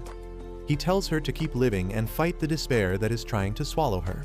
He says that the first thing she can do is cheer for him as he beats the bastard who took away her family. With that, Shiki gets up and decides to search for the Momotaro to defeat them. However, Mei believes that he can't win, and Shiki tells her that as long as he doesn't give up hope, he will never lose. Meanwhile, Nato comes to his senses after the other Oni wake him up. He learns that he was knocked out for 15 minutes and the Oni thank him because he took a lot of damage to protect them. Nato doesn't care about that and decides to return to the headquarters immediately so that he can help his students. Back in the headquarters, Shiki reaches the main hall where Tsubakiri is just chilling. As Shiki introduces himself and asks him if he is the bastard who turned the corpses into zombies, Tsubakiri happily affirms. Shiki asks him how could he insult dead people like that, and Tsubakiri just laughs at him, telling him that Oni are not humans, so they don't get human rights. Shiki gets furious at this and pulls the Glock on him, but Tsubakiri just watches him curiously. On the other hand, Jin rushes to find Kyoya, but he is stopped by Mami Momogi, who tells him that the doctor is already dead. She asks Jin if he would like to get revenge for his fallen friend, and he replies that he doesn't care about Kyoya, but he will gladly kill any Momotaro he comes across. He unleashes his chainsaw blades, and Momogi also activates her power to fight back. Jin dashes towards her and hits her with his full strength, but Momogi protects herself by creating an impenetrable room around her. She leaves the room and dissolves it immediately after blocking the attack and tells Jin that he can't even touch her with his weak attacks. He takes this as a challenge and gets even more determined to kill her. On the other hand, Tsubakiri throws a knife at Shiki to disarm him, telling him to stop playing with toys and use his real power to attack him. Shiki gets pissed at this and decides to blow him away with his full power. He creates the powerful rocket launcher, controlling his power through pure rage and spite, and tells Tsubakiri that he will go all out to destroy him. He thinks about how much Mei suffered because of this bastard, and then about how Nato told him not to use his power because he can't control it. Shiki doesn't want anyone to tell him what he can do and what he can't, and he fires the rocket launcher at Tsubakiri, creating a massive explosion. However, Tsubakiri dodged that attack and Shiki takes this as a chance to taunt him, asking if he was so scared that he had to hide to save his life. Anyway, Shiki's attention goes to the coffin, and he wonders what is inside it. Tsubakiri answers his question by opening the coffin's door, and a man dressed in Momotaro clothes comes out of it. He declares that he will eradicate all Oni, and Shiki figures out that this is another one of Tsubakiri's zombies. Shiki calls him a heartless bastard, asking how could he turn the corpses of his own comrades into puppets, and Tsubakiri sighs in response. He calls Shiki a smooth-brained idiot who can't have any new thoughts of his own. He tells him that people have something called free will, and his zombie partner here actually volunteered to be turned into a puppet once he died. Shiki can't understand why someone would choose to do that when the zombie Momotaro suddenly uses his ability on him. He sends dark shockwaves towards Shiki's heart, and in just a few seconds, Shiki finds that his body has become so heavy that he can't even stand up. As the zombie keeps spamming his skill, Tsubakiri says that when other Momotaro turn into zombies, he can use their abilities. The ability of his current partner is to mix bacteria with oxygen in the air to make it incredibly heavy. Meanwhile, the zombie keeps repeating the same line about exterminating Oni, and Tsubakiri says that he was also surprised when he first heard him talk. He doesn't understand if it is a grudge or determination that can make this walking corpse speak, but he thinks that this is peak Momotaro spirit. He keeps pressing Shiki down with the zombie's power, asking how long can he keep up against a much stronger enemy. On the other hand, the group of Oni with Nato are trying to cut through the black barrier that Momogi has set up all around their headquarters. Their weapons shatter when they hit the wall, and they wonder if they should try other entrances. However, Nato tells them that it will be pointless because the barrier must be everywhere. The cannon fodders ask him if he can destroy the wall, and even though Nato is confident that he can do it, he thinks it is unwise. Currently, there are tourists on the temple above them, and if he destroys the wall with full force, their lives might be in danger. The Oni panic because they don't have authority to evacuate the tourists, and Nato starts thinking of a solution. Just then, the nerd Juji arrives there and tells Nato that he found enemy signals earlier and helped the injured people evacuate to safety. However, some of the support staff and most of the students are still inside. Nato realizes that they need to hurry to rescue everyone, but before that, they need to evacuate the tourists first. Just then, some Oni tell Nato that they found a weirdo outside the entrance, and it is just Homare, who has finally returned to her senses. She keeps on mumbling how she should not even be present in a beautiful place like this, but Nato is glad to see her. Suddenly, Juji starts acting like a top-grade pervert because he has a thing for girls in school uniform. He tells Homare that he would like to gift his V-card to her, and she is grossed out by this creep. Even Nato is shocked because he thought that Juji was the most normal guy in this year's batch of freaks. Anyway, he figures out that there is a way to use Homare's abilities to evacuate the tourists and immediately takes her to the forest surrounding the temple. Nato then calls Juji, who is in the temple, and tells him that he will create a small earthquake and a landslide to get all the tourists to evacuate. Juji is shocked by this, but Nato assures him that it will be a small landslide and no one will get hurt. The Oni soldiers are already spread throughout the temple to assist people in evacuating, and Nato tells Juji to scan the area to confirm that everyone has left after the evacuation. With that, he turns his attention to Homare and asks her to summon the female titan she summoned before because that is what is going to cause a landslide. She is afraid that she will go berserk, but Nato assures her that he will handle the situation. Despite his assurance, Homare is too scared to use her powers and Nato gives up. He tells Juji that the landslide plan is cancelled and they need to find another way. He then tells Homare that she is expelled because he doesn't need useless dead weights on his team. He begins skating away, but the nervous Homare tells him that she is too afraid to use her power that she can't control. Nato replies that being scared is not a problem, but refusing to change is a big problem. He knows about the incident that Homare caused in the past accidentally, but everyone in his class has a horrible past weighing them down. He tells Homare that she needs to be the one who takes the first step towards change because no one can help her otherwise. She declares that she wants to change and suddenly bites her thumb, letting her blood gush out. The blood takes the form of the giant titan and starts attacking Nato, who dodges the attacks. The heavy hits from the female titan shake up the mountain and Homare begins to panic. She apologizes for not being able to control her power, but Nato tells her it is fine because this is exactly what he wants right now. Because of the Titan's attacks, the ground starts shaking and huge chunks of the mountain begin sliding down. This creates panic among the tourists, and the Oni soldiers immediately tell them to evacuate. Once everyone has run away, Juji confirms it using his radar skill, and Nato decides to stop playing around with the female Titan and knocks out Homare to stop her rampage. At the same time, Jin is fighting Momogi, who pushes him back with her black boxes. Jin decides to keep his distance from her, but he doesn't notice that she summoned a box behind him. and he gets trapped inside it. He can't get out of the box now, and Momogi decides to give him a slow and painful death. She begins to shrink the box, telling Jin that he will be squished to a paste inside it. He tells her that he will break through with sheer force, but Momogi doesn't think that it is possible.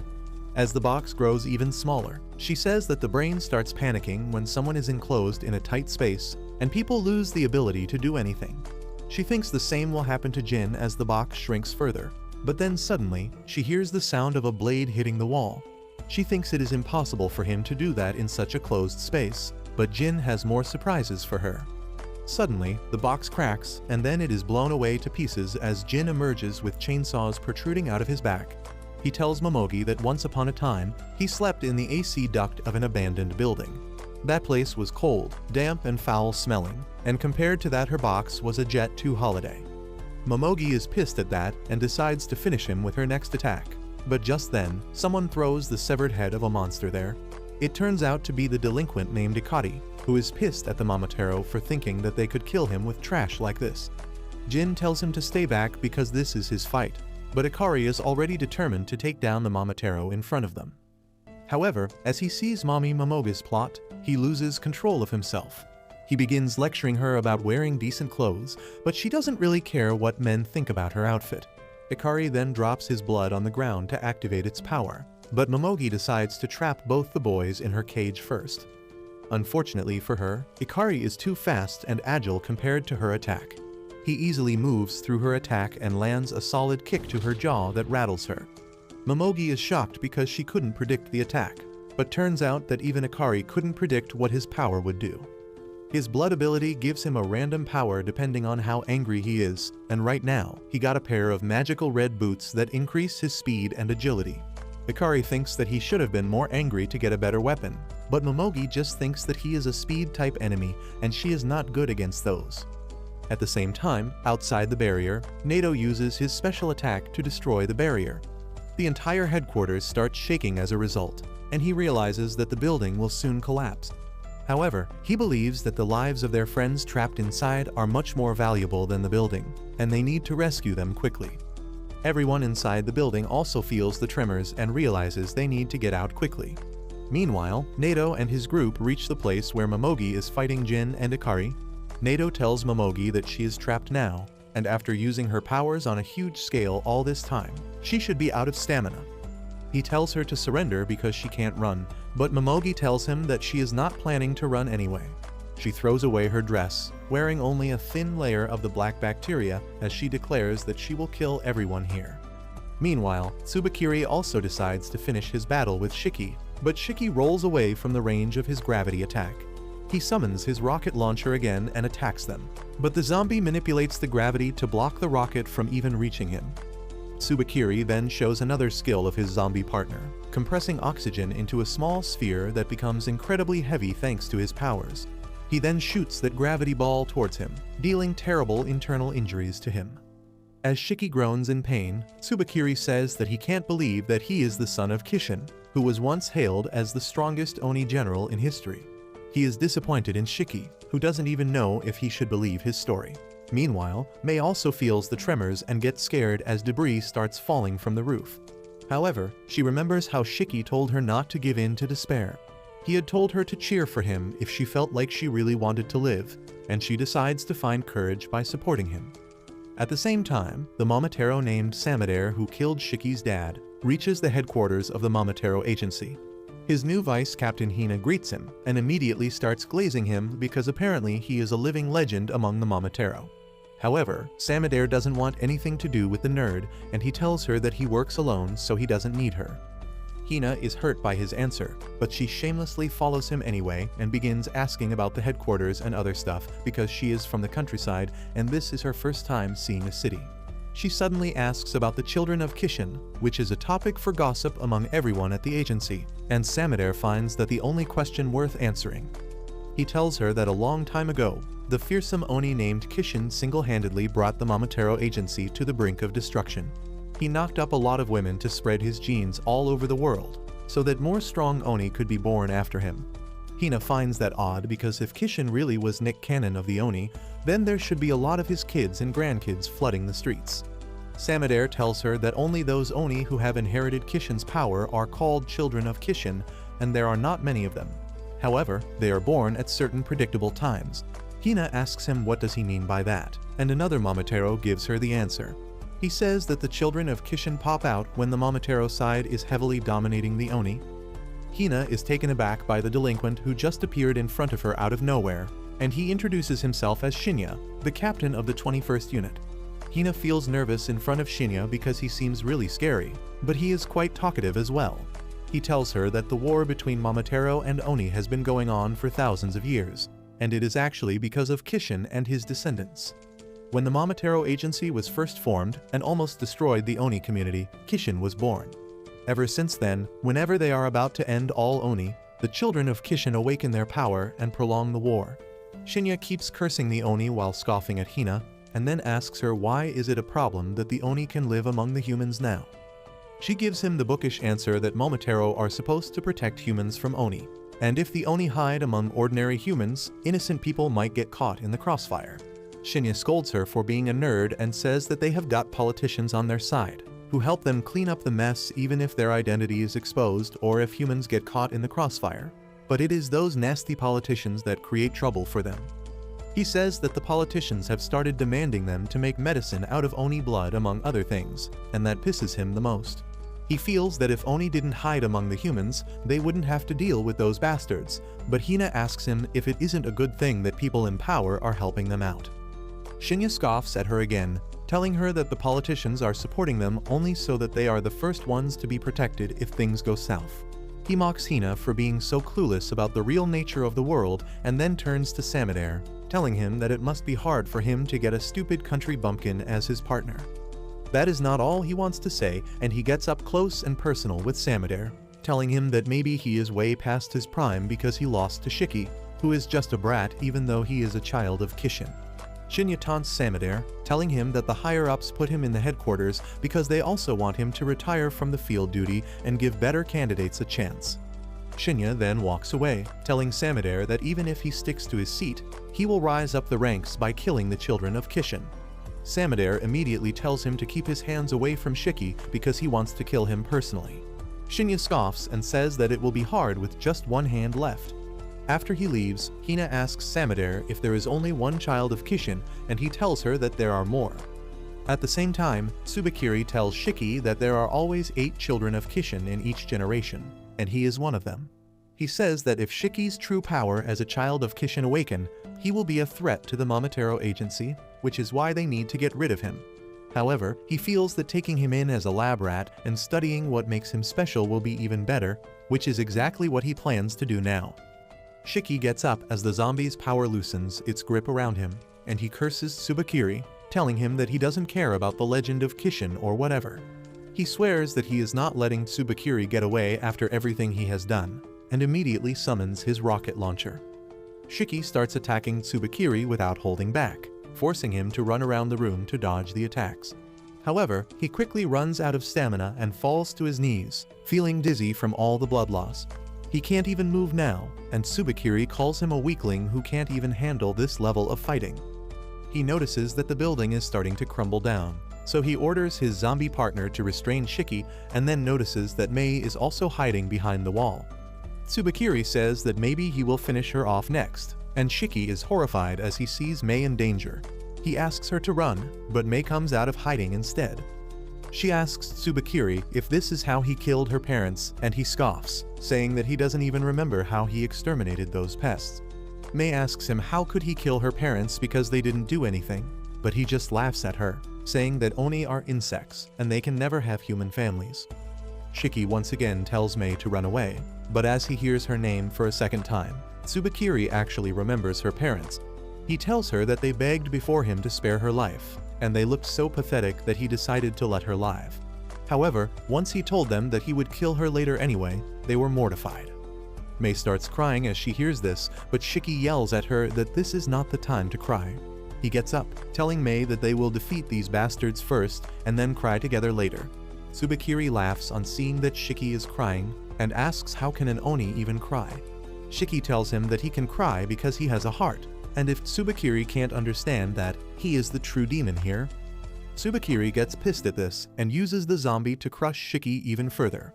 He then decides to end Mei's life too, and the air around her gradually gets heavier. Shiki panics at this, realizing that he will fail to protect another person at this rate. He pushes his body to its limits, hoping to find some hidden stash of strength that can help him protect Mei. Suddenly, his fingernail is ripped open, and the blood coming out of it erupts into a fire tornado. Tsubakiri is taken aback by this, because this means that Shiki is awakening his power as a child of Kishin. The children of Kishin have an unique element attribute, and Shiki has the flame attribute. Thanks to his newly awakened powers, he cancels the gravity field pressing him down and feels that he still has the energy to fight. Tsubakiri is shocked by this, but he decides to take him down before he can recover. However, the moment he tries to use his powers, a bullet from Shiki tears through his arm and sets it on fire. Tsubakiri panics, thinking that Shiki is really dangerous if he is still so powerful with just a little amount of blood. But just then, Shiki falls on his knees because he can't control the flames surrounding his body. Tsubakiri notices this too, and he immediately presses Shiki down again. He then decides to kill Mei, telling her that her parents were vermin who died pitiful deaths, and she will be like them too. Shiki curses him, asking what the hell did Mei's parents even do to him. He asks if Oni are not even allowed to live peaceful lives, and that reminds Mei of the time she asked the same question to her parents. They told her that everyone is allowed to live a peaceful and happy life, and she starts crying as Shiki says the same thing. However, Tsubakiri, the racist, gets pissed at this, and he decides to end both of them with his ultimate attack. He creates a gravity vortex with the zombie's power, and Shiki creates his gun again to fight back. Tsubakiri thinks that he is just bluffing because he doesn't have enough blood left to create ammo, but Shiki is determined to fight till the end to protect Mei's future. Meanwhile, Mei thinks about her parents and how they told her to never give up on her future. She takes a deep breath and cheers on Shiki, and suddenly, the flames surrounding him erupt once again. He gets his power back, and Tsubakiri can't understand how that can happen. However, Shiki is happy that Mei kept her promise to him, and with his recharged power, he shoots a powerful shot at the gravity vortex, tearing it apart. Tsubakiri can just watch it happen, and then the explosion from Shiki's attack hits him head-on, dealing huge damage. As the severely injured Tsubakiri lies on the ground, he regrets underestimating Shiki. He can't believe that he lost to someone who recently awakened his powers, but he realizes that he is too injured to get out of this situation alive. He crawls forward towards his zombie partner Manaka, recalling how they first met. A few years ago, Tsubakiri was just a researcher in the Momotaro Agency, and he had no interest in joining the combat forces. He was satisfied with his job of experimenting on the Oni they captured and spent most of his time in his lab. But then one day, Manaka came to recruit him into his team. Tsubakiri immediately hated Manaka's habit of meddling into the lives of others, and he refused his offer. However, his refusal had the same value as I have in my family, and the next day, he was transferred to Manaka's squad because of orders from the higher-ups. Tsubakiri found that Manaka had the aura and charisma of a leader, and he was kind enough to offer prayers for the Oni he killed. Tsubakiri could never understand any of that, because after his parents were killed by an Oni, he slowly lost his emotions. He didn't care that much about his parents anyway, because they were always busy with the agency's work and never gave any time to him. One day, he shared his story with Manaka, who immediately took him to his place and introduced him to his wife and daughter. After that day, Manaka often invited him to have dinner with his family, and slowly Tsubakiri started feeling the warmth of human emotions again. However, he was still confused about why Manaka would keep a family when they could be a liability to him and his job. Manaka told him that his family gave him the motivation to do his best and return home alive, but soon that would become the cause of his death. One day, Manaka and his team raided an apartment after receiving reports about an Oni, and they found a kid there. Manaka saw his daughter in the boy and couldn't attack him, giving him the chance to flee. However, once the Oni boy reached the streets, he went berserk and killed everyone he saw. Unfortunately, Manaka's wife and daughter were out shopping at the same time, and the berserk Oni attacked them too. Manaka rushed to save them, but he was too late. His wife and daughter lost their lives, and he also suffered fatal injuries while fighting the Oni. In his last moments, Manaka regretted showing compassion to the enemies, and declared that all Oni must be ruthlessly eliminated on spot. He asked Tsubakiri to use his corpse so that he could keep fighting the Oni even after his death. Tsubakiri accepted his request, and by controlling Manaka's corpse, He soon rose to the rank of a squad captain. Even now, he has not given up, and he swears that he will keep fighting with Manaka by his side until they exterminate all Oni. He tries to crawl towards him, but then suddenly, Manaka's body catches fire and Tsubakiri falls unconscious after losing all hope. On the other hand, Shiki can't believe that he won the fight. As he stares at the ceiling dumbfounded, Mei approaches him and suddenly a huge rock falls from the ceiling, falling right next to her. The sound of the rock falling snaps Shiki back to his senses, and he tells Mei that they need to get out of this place immediately. However, he doesn't have any energy left, and he collapses on the floor, bleeding out profusely. At the same time, in the tunnel, Mommy Momogi has shut herself inside a barrier after realizing that she can't win. Nato decides to leave her alone because she doesn't have enough power to seal off their base again. Instead, he decides to rescue everyone trapped inside before the building collapses. Nato, Jin and others run to the main hall, and to their surprise, they find Kyoya treating the unconscious Shiki. Jin asks him how the hell did he survive, and Kyoya says that he was almost on the verge of death. But he drank some of his blood that got splattered on the roof, that allowed him to stay alive. After hearing this, Nato moves on to deal with Tsubakiri, telling him that he looks pathetic. However, before finishing him off, he asks what he thinks about Shikin's Kijin powers. Tsubakiri replies that Shiki was really strong, but it seemed like he was burning his life force away. Jin gets curious about the whole Kijin business, but Kyoya says he will explain things once they get to safety. Soon after that, Momogi arrives at the hall, and she is horrified to see Tsubakiri dead. He had changed after meeting Manaka, and following in his mentor's footsteps, he even started a family, but now Momogi is mortified at the thought of telling Tsubakiri's wife and newborn daughter that he died in battle. A few hours later, Shiki wakes up completely recovered from his injuries. Kyoya and Nato are there to keep a watch over him, and Nato passes him a bottle of water as he remarks that he really defeated a Momotaro captain.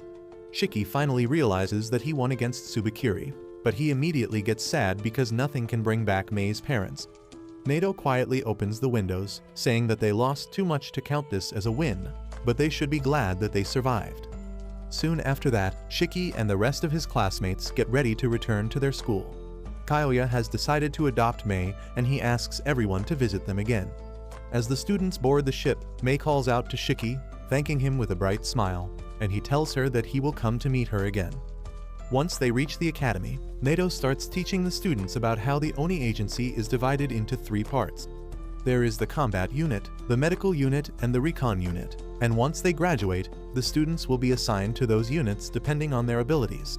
However, the classroom is a mess with Shiki's brain overheating and making audible sounds as he tries to focus on his lessons. Kuina is trying to groom Rokuro, and Akari is sleeping without a care. Nato gets the most pissed at Akari, and he wakes him up with a sonic boom producing snap. After that, he declares that the class ends here, and now everyone has to choose a partner for their dorm rooms. While the students have different opinions about sharing a room with each other, Juji points out that one of the boys will be left out because they are odd-numbered. Nato announces that whoever is left behind will share a room with him, and everyone suddenly begins to see the classmates in a much favorable light. They are still debating how they divide up the rooms, but then Kuina declares that she wants to partner up with Rokuro. Everyone is flabbergasted by this, and Juji gets jealous of Rokuro, but Nato makes it clear that boys and girls get separate rooms. Kuina asks who the hell is going to take care of Rokuro then, and Shiki asks her what the hell does she mean by that. Kuina describes in detail what she plans to do with Rokuro, and in short, it involves 4 rounds of raw dogging daily among other things. Well, Shiki gets as pissed as Juji on hearing this, and both of them start ganging up on Kuina. Shiki asks Homer to talk some sense into Kuina because he doesn't want Rokuro to have all the fun. However, Homer packs up her bag and apologizes, saying that she is the extra person here, and if she just leaves, their numbers will even out. She says that she will live outside in a cardboard box, and Shiki feels bad just hearing it. Anyway, Shiki, Juji, and Akari tell Jin that he needs to go to jail, which means sharing a room with Nato, since he is the biggest loner here. Jin coldly replies that he is fine on his own, and that pisses off all 3 of them.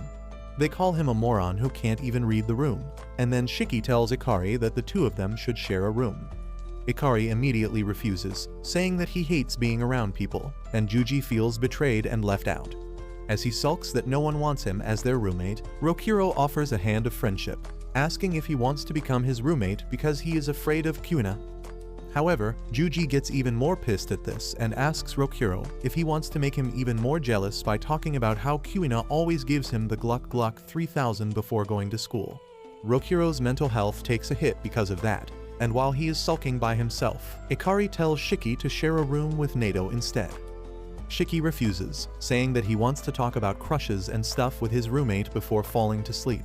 He talks about how excited he is to go on a school trip with everyone because he has never been to one before, as he was suspended from middle school and then expelled right as he joined high school. Everyone is surprised to hear that Shiki went to school, and he asks them why are they so surprised. Juji replies that his powers awakened when he was young, so he never got the chance to go to school. The others have similar stories, and Shiki realizes that they were worse off than him. Anyway, Nato tells them to quit wasting time and decide their roommates already, and Shiki says that they should use the rock-paper-scissors split method to decide who they get to pair with. Everyone agrees with the idea, and as they throw their signs, Juji turns out to be the odd one out. He is devastated because he now gets to share a room with Nato. On the other hand, Shiki is feeling lucky that he avoided Nato, but then he finds that his partner is Jin, and honestly, that is not much better for him. He is disappointed because Jin is the least fun person in the group, but Jin, on the other hand, is curious about Shiki. Before returning to the academy, he talked with Kyoya about Shiki and learned the details about Kishin's children. He is a bit salty about it now and tells Shiki not to get overconfident just because he is born with special powers. After that, the classroom becomes as chaotic as ever, and Shiki starts thinking about Mei. He wonders how she is doing and hopes that she is working hard for a future where she can be safe and happy. At the same time, in the Momotaro Agency headquarters, the delinquent named Shinya is also on the move. He thinks that if he takes down Shiki, who defeated Tsubakiri, he will score a lot of points and get promoted to a squad captain. He tells his team to get ready because they are departing immediately, and they tell him that they don't have permission to go off on their own. However, Shinya doesn't care about that because as long as he gets results, the higher-ups won't complain about his methods. A couple days later, Shiki and his classmates are enjoying a hot public bath after another harsh day at school. While Shiki whines and about Nato being a demon teacher, Jin walks away because he is done bathing. Hikari also takes his leave because he is tired of Shiki's yapping, but at least Juji agrees with him. Rokuro, on the other hand, knows that Kuina will be waiting for him outside to spoil him rotten, and though it is any man's dream, this wimp is terrified of that idea. Juji and Shiki think that he is just bragging, but as Rokuro assures them that he is terrified of caring and dominating mommies, they hear Kuina's voice as she tries to enter the boys' bath to be with Rokuro. The three boys have different reactions to this situation, but as the door opens, they find Nato there instead of Kuina, who is being restrained by the other boys. Nato tells everyone that they are going to conduct an emergency evacuation drill and everyone has to gather in the gym in 10 minutes. Well, Shiki reaches there late and begins telling Nato that it is his fault to disturb him when he was relaxing. Nato isn't having any of his bull and asks him if he would like to train in the storm raging outside if he has a problem with the evacuation drill, and Shiki immediately changes his stance. Anyway, Nato begins his lecture, telling the students that if they can't act as a team and take swift actions during emergencies, their chances of survival go drastically down. He says that this exercise is to train them to work in a team and then points towards the supplies kept in the corner of the hall. He tells them to stay inside the gym until further notice while he leaves to patrol the campus. Everyone is relieved when Nato finally leaves them, but now they have no idea what to do. Jin is the first one to notice a pot among the supplies and Shiki says that it might have a bomb inside. He points his finger gun at it, saying that the best way to dispose of a bomb is to shoot it from a distance. But Akari and Homer tell him to stop because even a monkey can tell that the pot has their dinner. Shiki laughs, telling them that he was just joking, but Akari gets mad at him and calls him an idiot sandwich. Shiki gets into an argument with him, but that ends pretty quickly as Homer begins to apologize for offending him. Anyway, while they fight, Kuina decides to get some food for her dear Rokuro, and she finds that it is their staple curry and rice. As everyone sits down to eat, Shiki starts acting fussy and asks if anyone wants his bean sprouts because he hates any food that looks green. Homer tells him not to be a picky eater, and even though she loves stir-fried bean sprouts, she doesn't love them enough to accept someone's leftovers. Just then, Shiki notices Akari near the pot because he finished his first serving. and he immediately swallows all his food in 3 gulps before rushing to get a second serving. Jin watches them from a distance, and even though he wants to rush to get another serving as well, he can't eat fast because he finds it hard to tolerate spices. He doesn't want anyone to think that he is a wimp, so he just eats at a slow pace. On the other hand, Kuina asks Rokuro if he wants another serving as well, and he replies that he is full, and if he eats too much, he gets nauseous. He is low-key jealous of the morons who can eat all they want, but he is also glad that they have got pudding along with the curry. He tells Kuina how much he loves pudding, but this retard gets jealous at this and asks him if he loves pudding more than he loves her. Rokuro doesn't even know what to say as Kuina starts shaking him, but then she decides to make pudding for him later, and he thanks her for that. This suddenly changes Kuina's mood, and she tells Rokuro that he can have her pudding too. Anyway, once everyone is done eating their dinner and dessert, Homer finds that 1 pack of pudding is left. She asks if anyone missed theirs, but everyone has had their share of pudding. She then asks if anyone wants the extra pack, and Jin decides to stop acting tough and raises his hand. However, Shiki swipes off the pudding from Homer's hand instantly. Jin puts down his hand in frustration, but Shiki sees it just in time. He tells Jin to stop hesitating if he is hungry and offers him the final plate of curry he was saving for later. But his genuine gesture only pisses off Jin. At the same time, Nato is inspecting all the rooms one by one as a part of the emergency evacuation drill. Just then, the green messenger pig of the academy comes there, and Nato picks up the phone to find the principal on the other side. The principal tells him that he doesn't need to stick to the rules of the emergency drill, because they both know that there is no real danger on the campus. He tells Nato to go and spend some quality time with his students, but then realizes that the students would be more comfortable without him there. Nato agrees, but he just hopes that his students can get along well with each other, but he doesn't see it happening anytime soon. He begins talking about how everyone has their emotional baggage, and getting along with others is not easy for any of them. Back in the gym, Jin gets ready to fight Shiki for the pudding, and Shiki calls him a coward who can't even say that he wants extra pudding. This angers Jin even more, and he releases his blood chainsaw, prompting Shiki to summon his bazooka as well. Jin shoots the chainsaw at him first and Shiki blocks it, but just as he is about to return fire, Nato arrives there. He is disappointed that they were risking their lives over a pudding, and even more disappointed that they ate all the food and didn't leave any for him. Everyone is shocked to hear that Nato was supposed to eat with them, and Homer starts apologizing because she ate all the bean sprouts. The other students are more shameless, and they tell Nato that it is his fault for not making it clear earlier, and he can't deny their logic. Anyway, he tells them that using their abilities or fighting in the gym is strictly forbidden, and anyone who leaves the hall without permission will be expelled. He then leaves with the pudding but forgets the spoon. Homer wonders if they should go after him and give him the spoon, but Kuina tells her to forget about it because it is not worth risking expulsion. Everyone decides to go to sleep after that, and Shiki gets excited because he just wants to hang out with people his age. Jin is the exact opposite, and he keeps his distance from everyone. Meanwhile, Kuina tells Rokuro to get inside her sleeping bag so that they can cuddle all night, and he is really not into that idea. This pisses off the pervert Juji, who wants to get lucky as well, and Akari is the complete opposite of him. He is mentally an old-fashioned dude who thinks that boys and girls should start dating only after the age of 20, and he doesn't even like the idea that they are all sleeping together. He immediately uses a curtain to divide the hall into 2 parts to separate the boys and the girls, but Shiki is still having fun as this is like a school trip for him. Well, Akari decides to join the fun and says that it is time for horror stories.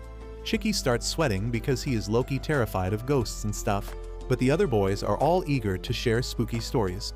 Akari tells Jin that he is going to share a story with them as well, and Shiki hopes that Jin shows disinterest because then he can get an excuse to chicken out as well. However, Jin has no problem with ghost stories, and Shiki realizes he is screwed. Rokuro goes first, talking about how he feels like someone is always staring at him ever since he came to the academy, but everyone tells him that it is just Kuina. Next up, Juji talks about how terrified he is every time he hears Nato's footsteps while he is wrestling with his snake. Shiki is glad that no story has been about ghosts yet, but then Akari starts reciting a story about the ghost of a woman on a mountain pass. Suddenly, the light goes out and the terrified Shiki lets out a wild scream. He acts cool and tries to pass blame when Juji turns on the flashlight, but there are bigger things to worry about. Jin says that it seems the rumors about ghost stories attracting real ghosts are true, and then points out to a ghost standing in the corner. It is just the principal who is trying to spook the kids to make them bond with each other a little bit, but Shiki, Rokiro, and Juji are terrified. They cling to Akari, who pushes them away because this is the first time he has seen a real ghost and he wants to become a ghostbuster.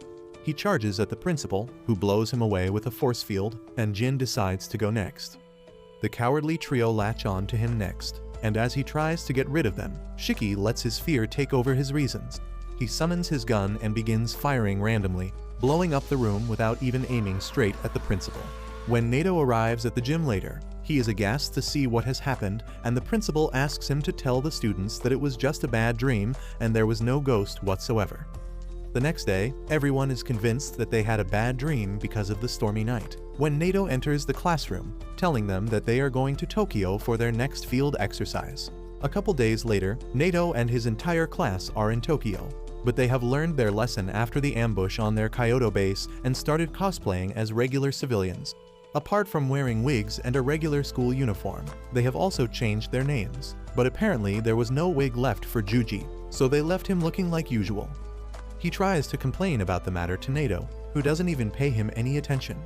Instead, he tells them to get some rest tonight because they are going on a tour early next morning. Nato then hands over a paper slip to Shiki, telling him to go to the address mentioned in it to get his blood drawn. Shiki asks him what is even the need for that, and Nato answers that they need to get his blood studied in detail. He begins cursing the Momotaro agency for attacking them in Kyoto because it has created a lot of unnecessary trouble for this field trip, and then heads to the hotel with everyone following him. Shiki is really disappointed by how his first school trip is turning out, but then suddenly, he notices that a summer festival is going on nearby, and he decides to sneak in there to have some fun before returning to the hotel. He runs to the festival and immediately gets in party vibe when he sees a boy complaining to his sister that he can't win the top prize at a shooting game for her, because target number 1 is too small. Well, Shiki takes that as a challenge and tells the kids that he will win the top prize for them. The shop owner tells him that it is not possible, but Shiki simply picks up the gun and shoots the smallest target with ease. However, he is not the only gunslinger in this town, as another guy hit the target at the same time as him. Instead of getting pissed or jealous about it, Shiki acknowledges the gun bro and decides to engage in a friendly competition. As the two of them blast away target after target with sniper precision, the shop owner can only stare at them, knowing that he is facing a major loss today. Soon, Shiki and the other gunslinger manage to take down all the targets, winning all the prizes and then handing them over to the kids. After that, they rest on a bench and share a soda while talking about how awesome they were just now. Shiki asks the guy named Mikado if he is into guns as well, and he immediately affirms. Mikado talks about how he often gets off to the smooth weapon reloads in modern video games, and how he spends hours watching YouTubers and streamers test different guns. Shiki is glad to find someone on the same page as him, and then he realizes that he has not gotten his name yet. The two of them introduce themselves to each other and Shiki gives the fake name Natsu to him. He learns that Mikado is 19 years old and asks if he is a college student or something, but Mikado takes off his robe to reveal that he is actually a cop. That puts a damper on Shiki's mood because he doesn't like the police and asks why would someone even want to become one. Mikado replies that he wanted to protect people from bad guys, but that comes with its own set of problems. He points out towards a mean-looking guy on the street and tells Shiki not to judge him by his looks because he saw the guy handing out a goldfish he won at the tournament earlier to some kids. Mikado says that he doesn't judge people based on their looks and wants to decide if they are good or bad after seeing their actions, but by staying within the bounds of law.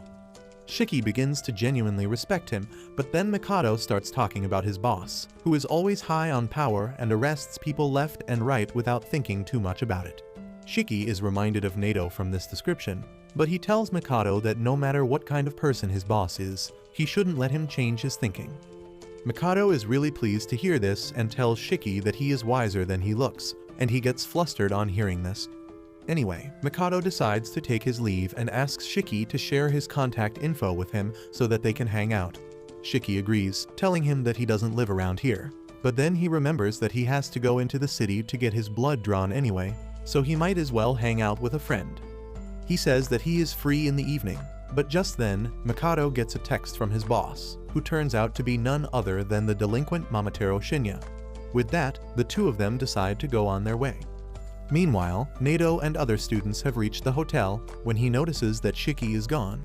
He tells everyone to share the rooms with their dorm partners as he goes to look for Shiki, pissed that he is making him waste his precious time. On the other hand, Mikado reaches Shinya, who begins to lecture him for fooling around when they came here for a mission. He reminds Mikado that they dressed as cops to look for Shiki and not to attend festivals, and tells him to act like a vice captain. Mikado feels that he had it coming for him, but he is still glad that he took a detour and met an amazing guy, unaware that he is the very person they are looking for. The next day, Nato leads everyone to an old bookstore, which is the base for the reconnaissance unit of the Tokyo branch. He tells the students that they need to spend some time in the bookstore and talk to the recon unit, and then glares at Shiki, telling him not to get lost again. Once they reach inside the bookstore, Nato picks up a few books and takes them to the clerk, who is an agent of the recon unit, and he already knew that Nato and his group were going to visit him today. After that, the clerk starts talking with the students, telling them to keep browsing books while he talks so that they don't create any suspicion. Shiki complains that he is disappointed by this place because he thought it would be high-tech like Kyoto. The clerk replies that Kyoto is a special case because it has a long history as a base for the Oni agency, and it also covers a large area. As compared to that, their base is at the outskirts of Tokyo, and most of their agents are on recon missions at all times, so this tiny bookstore is good enough for them. He then says that they also have some high-tech underground facilities, and Shiki gets excited on hearing about that. He asks if they can see the facilities today, but the clerk refuses before introducing himself as Kaoru. He then explains to Shiki and others that anyone joining the Oni agency is assigned to one of the three units that include the combat unit, the recon unit, and the medical unit. Shiki excitedly replies that he has heard about it and he is going to be in the combat unit for sure. Nato is quick to scold him and tells him to keep pretending to browse the books and act like a normal student. Shiki can't say anything in response because he knows that he is in trouble, and Kaoru laughs, telling the students to ask if they have any questions. He then explains that the combat unit engages the Momotaro agency in battle at the front lines, and Akari is pretty sure that is the only job for him. The medical unit does more than just healing the injured Oni, and they ensure that ordinary Oni can live safely among normal humans. Homer thinks that it would be nice to join the medical unit because she wants to help people. Next, Kaoru talks about the recon unit that gathers information and scouts enemies without being noticed, and Juji thinks that his abilities and nature perfectly fit that line of work. Meanwhile, Kuina decides to go to whichever unit Rokuro picks, but Rokuro doesn't feel like picking anything at all. Suddenly, Juji asks Kaoru if they should keep notes because they are learning a lot of new things today, and Kaoru replies with a question, asking if he will be able to take notes in front of the enemy. Juji gets his answer, but Kaoru decides to elaborate and says that while keeping records is important, the recon agents store most of the intel in the big megabytes upstairs. He says that this is really helpful in life or death situations. After that, he explains the reason he refused to show them their secret facilities, stating that if any of them was captured by the Momotaro agency, they could easily learn their secrets. Shiki calls it a skill issue and declares that no matter how much they tortured him, he would never spill a single thing. Kaoru calls him a brave big boy for thinking like that, but then asks him not to underestimate the Momotaro agents. Homer timidly asks if the Momotaro can have mind-reading powers, and Kaoru can't deny the possibility of that happening. He says that all Momotaro have unique abilities, and some special ones keep their abilities a secret even from their teammates. He says that even if they don't have the ability to read minds, the Momotaro are ruthless, and they have more ways to extract information that could be used to destroy the Oni agency. After that, everyone heads out and Shiki starts behaving awkwardly. He grows more anxious as time passes, and Juji tells him to calm down because he is looking suspicious right now. As Shiki tries to calm down and act normal, he becomes even more awkward and trips on an uneven tile. Jin uses this chance to stomp on his hand, and Shiki is furious at him, but Nato tells him to stop acting like a clown. Shiki nervously glances at the security cameras all around them, and everyone else is also a bit nervous about them. Nato tells them that they have got the right to be nervous because most of the security cameras in the city are linked to the Momotaro agency. If any blood gets spilled in the city, the security cameras pick it up and immediately alert the Momotaro agency that dispatches its agents. Everyone gets worried on hearing that, but Kuina asks Nato if they need to be super careful just because of the cameras. He tells her that they don't need to worry much because plenty of Oni live as normal humans despite the tight surveillance, and as long as they don't create trouble, no one will spot the difference. He then tells everyone to hurry up because they are late for their visit to a hospital run by the medical unit, and after that, they have to go to the combat unit as well where they will receive some training. After a long day, everyone returns to the hostel utterly exhausted, but Nato tells them that their tour is not over yet, and the next day, they are going to study more about their field of interest. He then tells Shiki to get his blood drawn, and he reluctantly heads to the address given to him. He soon reaches an apartment complex, and as he rings the doorbell, a mature woman with gravity-generating curves opens the door. Shiki starts getting drawn towards the woman named Mary, who had already talked to Nato about the blood test. She draws Shiki's blood quickly, and he is surprised because he thought it would take longer and hurt more. His eyes keep wandering to Mary's plot because of their gravity, and she decides to give him a glimpse of heaven because she is a pervert and a PDF file. Shiki is flabbergasted by this, and then Mary even offers to take away his V-card, which is too much to handle for his lifelong single brain. He runs away with his mind half blank, not sure if Mary was just teasing him or if this was the closest he got to being at the Diddy party. As he walks back still absent-minded, Mary pities him, thinking that he should have some fun because his life is going to be shorter than most people, but she could not bring herself to say that to his face. Anyway, Shiki goes to meet with Mikado, even though he still has not regained full mental balance. They decide to see a movie with lots of guns and explosions, but the movie turns out to be a tragedy that leaves Shiki in tears. He says that a movie about childhood friends forced to fight each other in a war is too tragic. Mikado agrees with him, but then he asks him if they met on a battlefield, would Shiki shoot him? Shiki replies that he doesn't like this type of question, and Mikado tells him that it is just a hypothetical situation. Shiki says that he would make sure no one dies, and then he would go straight to the top brass to end the war quickly. Mikado remarks that his solution is too idealistic, and Shiki replies that it is just a hypothetical answer to a hypothetical question. Just then, Mikado gets a text from Shinya, calling him to work immediately. He leaves in a hurry, apologizing to Shiki for cutting their meeting short, but within seconds, Shiki also gets a call from Nato, telling him to hurry back to the hotel because there has been an accident nearby.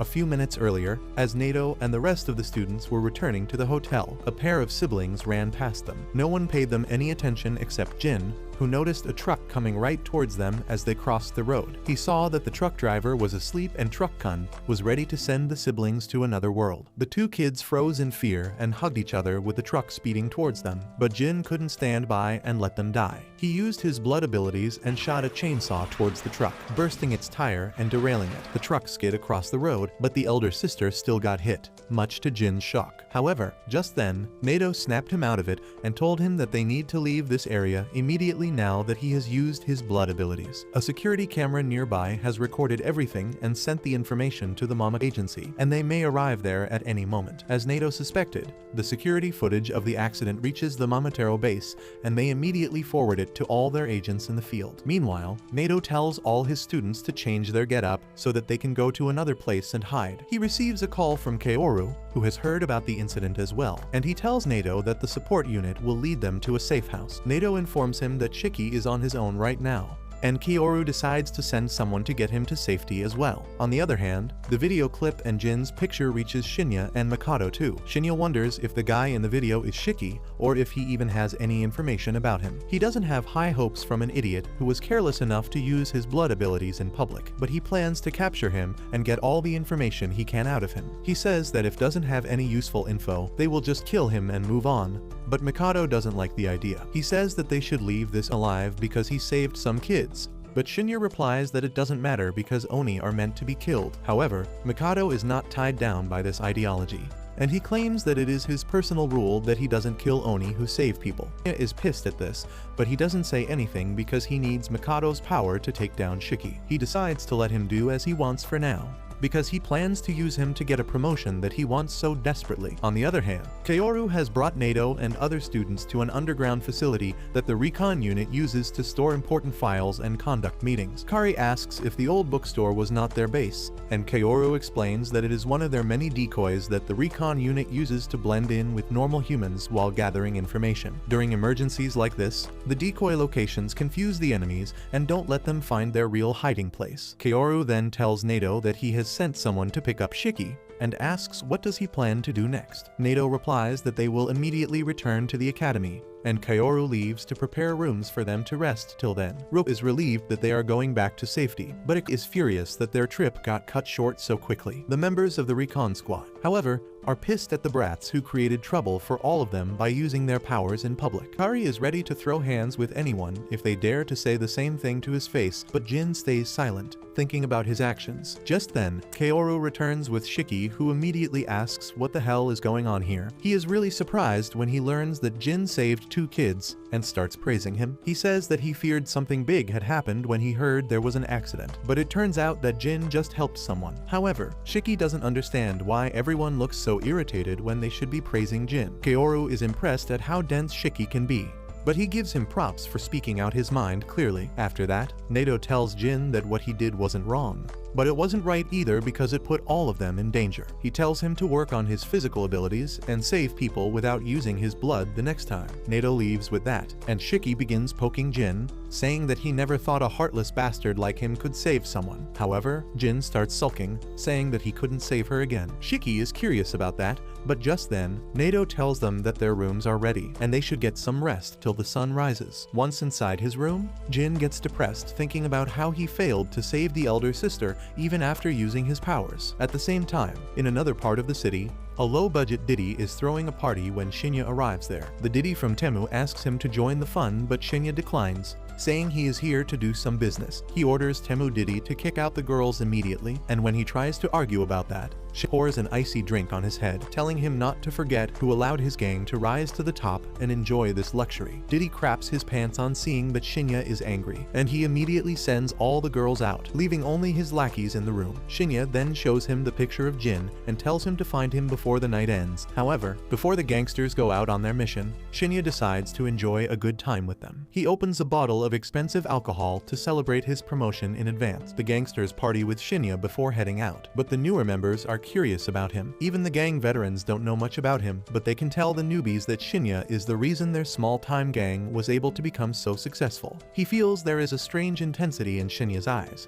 and he seems to see through everything, which makes him really creepy. Turns out, the gangster is right, and Shinya's ability indeed has something to do with his eyes. He can see everything the gangsters see because when he gave them the expensive alcohol earlier, he had put some of his black bacteria in it. The bacteria infected the eyes of the gangsters, allowing Shinya to see anything they see for the next 24 hours. Suddenly, he spots something on one of his vision boards and immediately contacts the gangster, telling him to turn to his right where a masked guy is standing. The gangster is shocked by this and wonders how did Shinya know about it. He asks if they should capture the masked guy, but Shinya tells him to stop, confident that the guy is the Oni in the video. He knows that ordinary thugs can't handle him, so he wonders if there is a way to capture the Oni for sure. However, he is also curious about why the Oni would return to the site of the accident when he knows the Momotaro agency is out to capture him. She then moves on to another gangster who is watching a picture of him sleeping with a girl and tells him to break into the hospital next to him. The gangster says that he can't do it because he is on probation right now, but Shinya threatens him by revealing that he saw the picture in which he was sleeping with his boss's side chick. He tells the guy to break into the hospital if he doesn't want his boss to find out about it, and the gangster has no choice but to obey him. Turns out, Shinya was right about the masked guy being Jin. Jin is in the hospital too,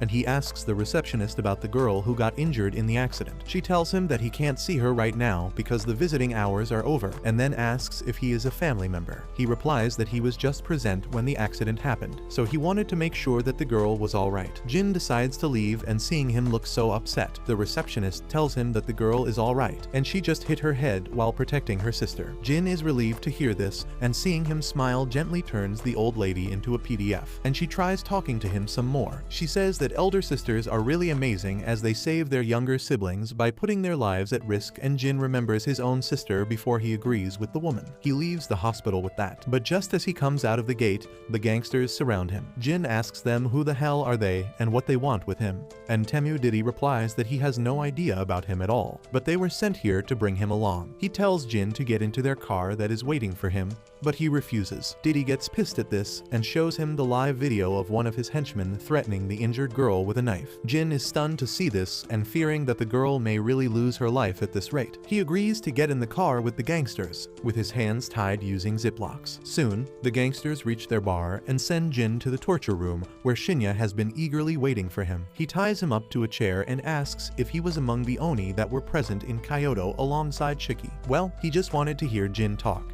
because he already has confirmation about his identity thanks to Mommy Momo. He has heard about the blonde Frankenstein who has been stitched all over, and now he is confident that Shiki must be in this city. As he laughs about his good luck, Jin tells him to bother someone else because he is not going to give him any answers. However, Shinya knows his weakness, and he asks if he is worried about the injured girl. Jin reacts to his taunt and asks since when did the mom agency begin to employ low-level thugs. She claims that he doesn't know what he is talking about, and then resumes the conversation about the injured girl. He says that she might be in danger because the world is full of sick monsters, and Jin asks him if he is really going to harm civilians to get him to talk. Shinya laughs, saying that he isn't going to do anything but someone else might. He asks Jin if he wants the girl to stay safe, and he gets increasingly flustered. A few seconds later, Shinya opens the door of his torture room and tells Diddy to watch over Jin while he steps out for a bit. Jin asks him where the hell is he going, and Shinya just teases him before closing the door. However, he knows that the situation is not favorable for him right now. He doesn't have much combat strength on his own, and even with Mikado, he won't be able to deal with both Shiki and Nato at once. He immediately calls Mikado, telling him that they need to meet up at once. On the other hand, Nato finds an apology note from Jin, who has gone missing over an hour ago. Everyone is pissed by him acting on his own, but then Shiki mentions that he was acting a bit weird. Nato and Kaoru decide to assume the worst case scenario and act accordingly because the Mama agency might be on the move already. The rest of the in the base are really worried on hearing that the Mama are active, and the students don't understand why they are so uneasy. He asks Kaoru if the Taro in this region are really that dangerous, and he replies that the Mamatero in charge of this region is one of the most unhinged guys he has ever heard of. Meanwhile, Mikado and Shinya go to the base of the Mamatero agency, where other fighters have gathered. Among them is Tsukayomi, the captain of the 20th squad, who is busy making a card tower, and his vice captain Osaku, who is pissed at the captain for being so chill all the time. He tells the captain to quit wasting his time on making the card tower, but Tsukayomi says that his favorite fortune teller has written that if he can make a 10-story card tower, he will achieve true happiness. He says that the fortune teller's predictions are never wrong, and she even predicted that they will have some surprise guests today. Tsukayomi asks them what do they want, and Mikado also wants to know the answer to that question. However, Shinya says that he is here with an offer they can't refuse. Well, Osaku doesn't even want to hear his offer, because he is pissed that Shinya came to their turf without an invitation and is trying to do whatever he pleases. Well, Mikado realizes that both Shinya and Osaku are the same, and that is why they don't get along well. Anyway, Osaku turns to his captain to ask what they need to do with them, and he picks up the fortune-telling book to decide their fate. Osaku is really irritated by him right now, but Tsukayomi reads the book and says that the prophecy reads that the first step to the next stage is here. Tsukayomi doesn't understand what that means, but he thinks that he should hear Shinya out before deciding the meaning of the prophecy. Shinya confidently tells him that he has found a link to a child of Kishin, and everyone in the room is suddenly interested in what he has to say now. Shinya tells me and Osaku that they are going to take down Kishin's child, but for that, he needs their help. Osaku gets enraged on hearing this, and his dark bacteria drown out the light in the room. He menacingly asks Shinya to give him a good reason to help him score points on their turf, because if he can't do that, he will end him right here and now. Tsukayomi tells his vice captain to calm down because fighting with other agents is not a good thing. He then asks Shinya why does he even need help, because even if he is facing off against a child of Kishin, he has Mikado with him, and he is strong enough to deal with that. Tsukayomi holds Mikado in high regards, saying that his skill is proven by the fact that he was made a vice captain at his age. Mikado acts humble, saying that he is not all that, And on top of that, he is not really interested in conflict. He claims that sometimes he doesn't want to fight at all. And he is still trying to accept the fact that they are going after a child of Kishin. His humble behavior pisses off Osaku, who says that killing Oni is the greatest form of fun they can have. And Shinya says he is going to let him have the most fun he can have in exchange of helping them take down Shiki. He tells Osaku that he gets to fight Nato in exchange for helping them, and he is suddenly interested in the offer. On the other hand, all the students are ready to depart for the academy at a moment's notice, but they can't leave because Jin is still out there. Nato wonders what they should do to find him, and Kaoru suggests he take help from the combat unit stationed here. However, Masa, the captain of the combat unit, arrives there just then, and he refuses to mobilize his soldiers to find Jin. He points out that Jin left a note, saying that he took this decision on his own, and now whatever happens to him, he will be the only one responsible for it. Shiki gets furious on hearing this and asks if Masumi is going to let one of their own face mortal danger.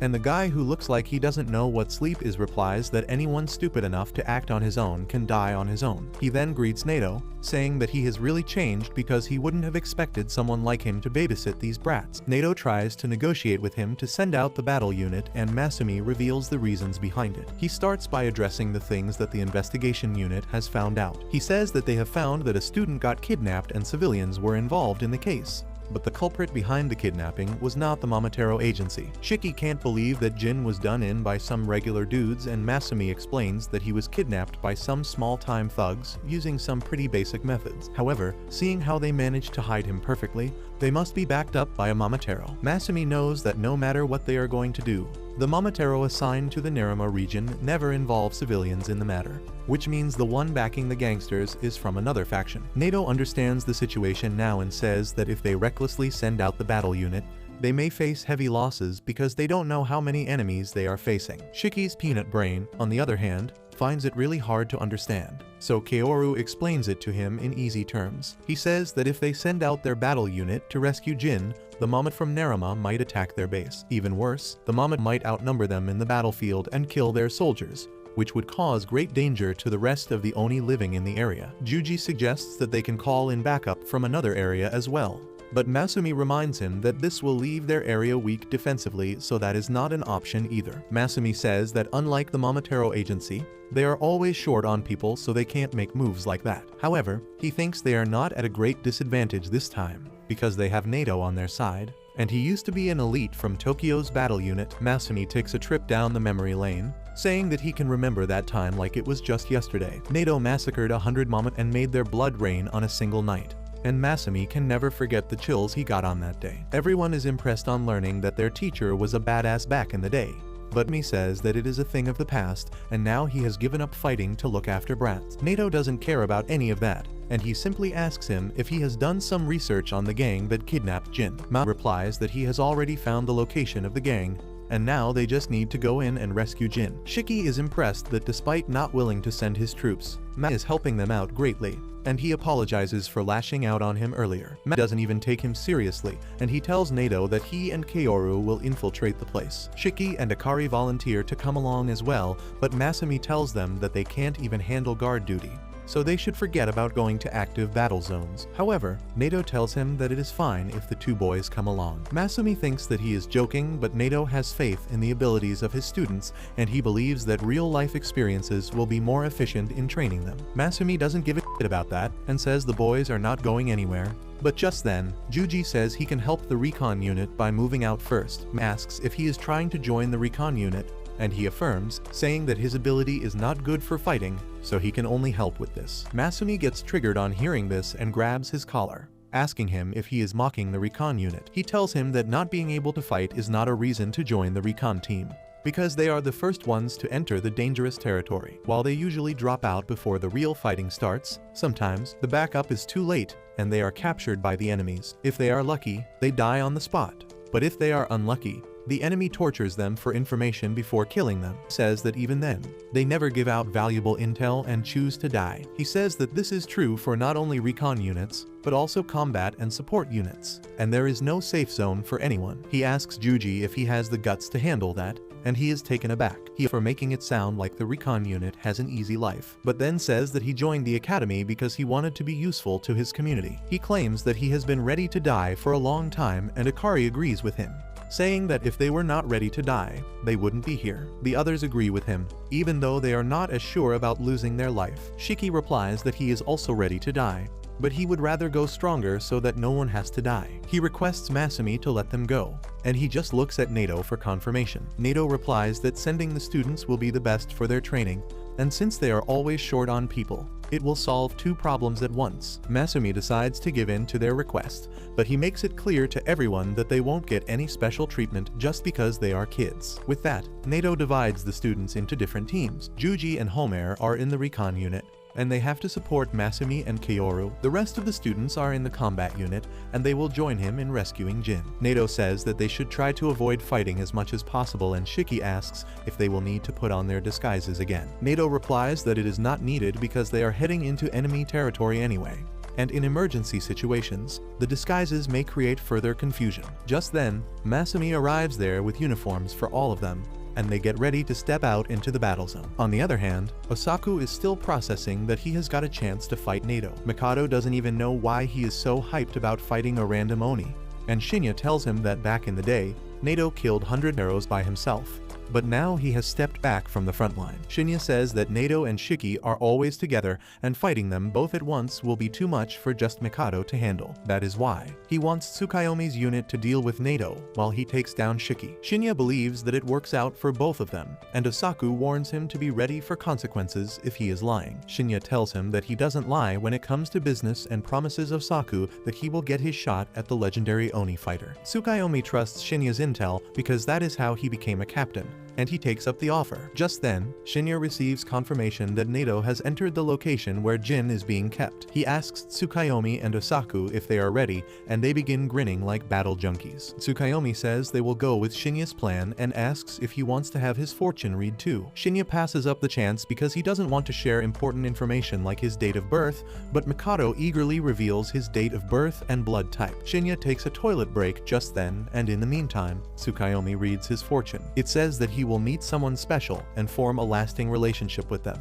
and Mikado's gay ass immediately thinks about Shiki. However, the prediction also says that the relationship could fall apart with just one wrong move. Mikado is taken aback by that, and Tsukayomi says that he can improve his luck by wearing stilts, but he decides not to do that. On the other hand, Shinya contacts Temu Diddy and tells him to throw a bucket of water on Jin because he is trying to act cheeky. Diddy obeys his orders, and Shinya tells him to get out of the room and hide somewhere while waiting for the next order. Soon, Shiki and others reach the club where Jin is being kept. Shiki wants to barge in immediately, but Masumi tells him to stop being an idiot all the time. He tells Juji to use his blood abilities to scout the area, and he immediately gets on that. Surprisingly, he can't get an accurate reading of the building, but Masumi was expecting that. He tells Juji that his power has some serious drawbacks. First of all, he can't move while using it, and secondly, his power can't accurately locate people in a multi-storied building. Masumi tells him that he needs to work on his skills, and this is the perfect chance for him to learn from professionals. He tells Kaoru to figure out how many people are there in the building,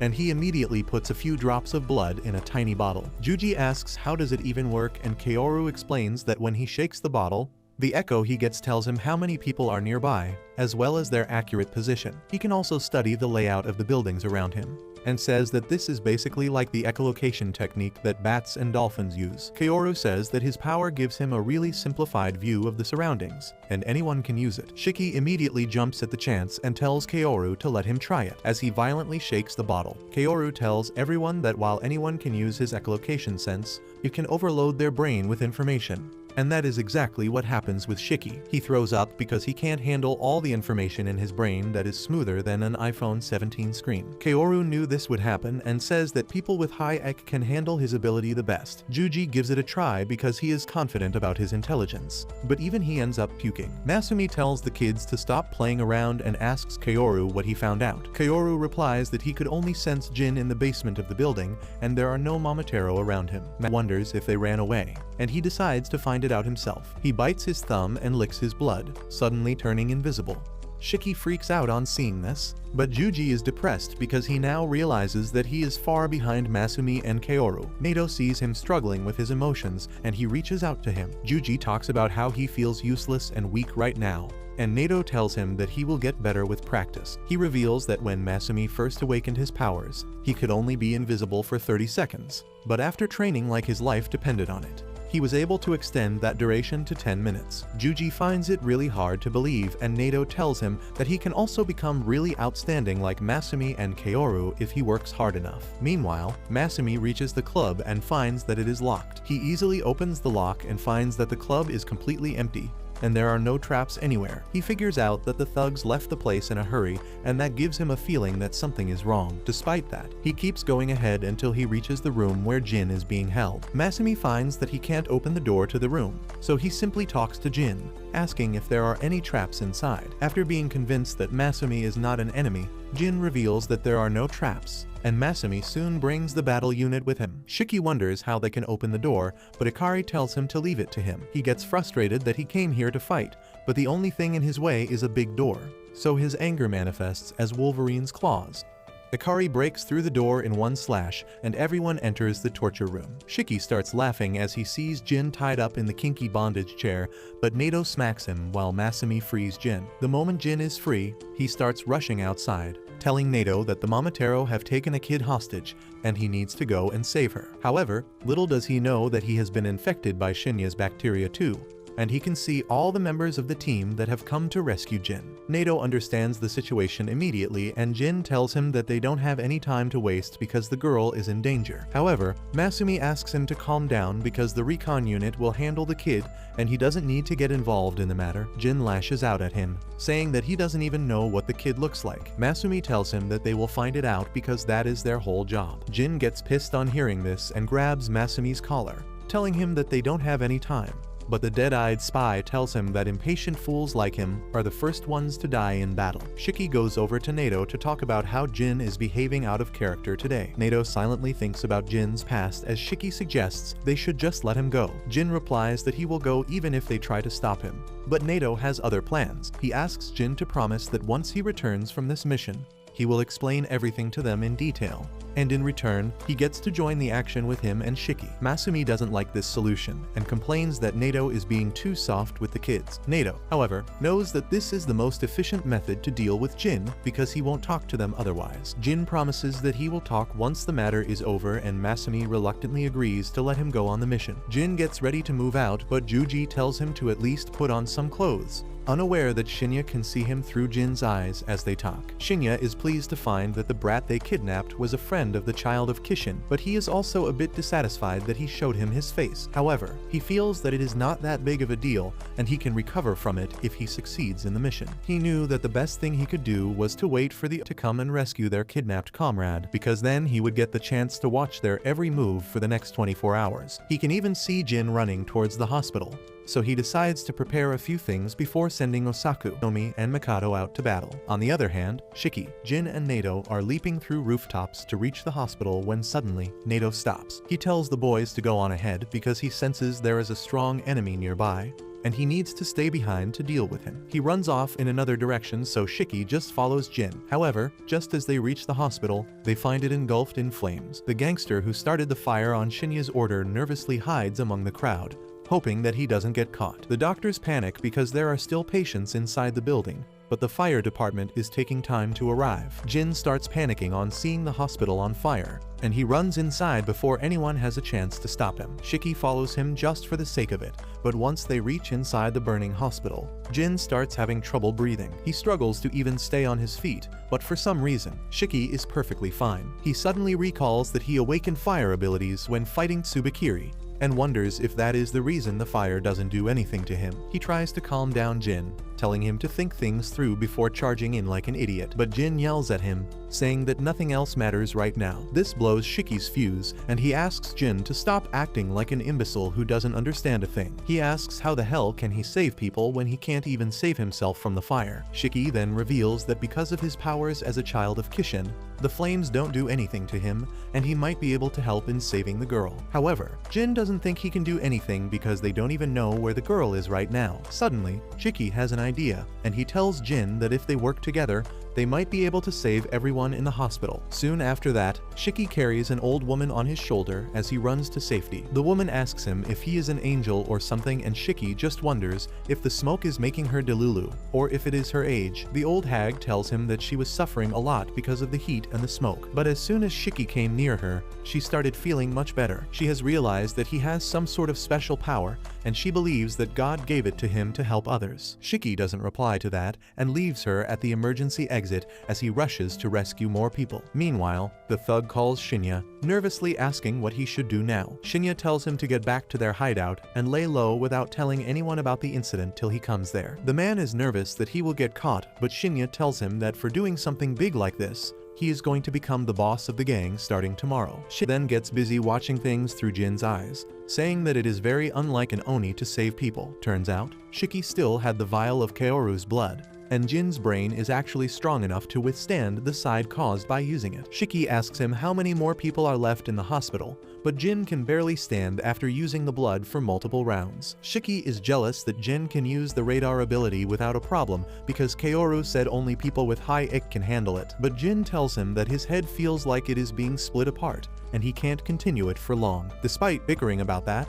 Jin keeps relaying information about the patients still stuck in the hospital, and Shiki rescues them one by one. Soon, Shiki rescues almost everyone, and now just one last patient is left. He asks Jin if they already saved the girl he was looking for, and he replies that they have not, so she is the last one. Shiki decides to hurry to her location, but just then, he notices that Jin is bleeding from his nose and eyes. However, he doesn't have any time to spare to get him help, and instead, he rushes to rescue the girl first. Shiki finds her collapsed on the floor of her room, but luckily, she is still alive. He immediately picks her up and starts running towards the exit, but just as they reach Jin, the roof above them collapses. Luckily, Jin was standing alert, and he pushes Shiki and the girl out of danger as soon as the rubble starts falling. Both of them are safe, but to Shiki's shock, Jin is buried under tons of rubble. He calls out Jin's name, asking if he is alive, and luckily, he is still breathing. However, his leg has been pinned by the rubble, and he cannot move out. Jin tells Shiki to get the girl to safety first because the entire building is really weak right now,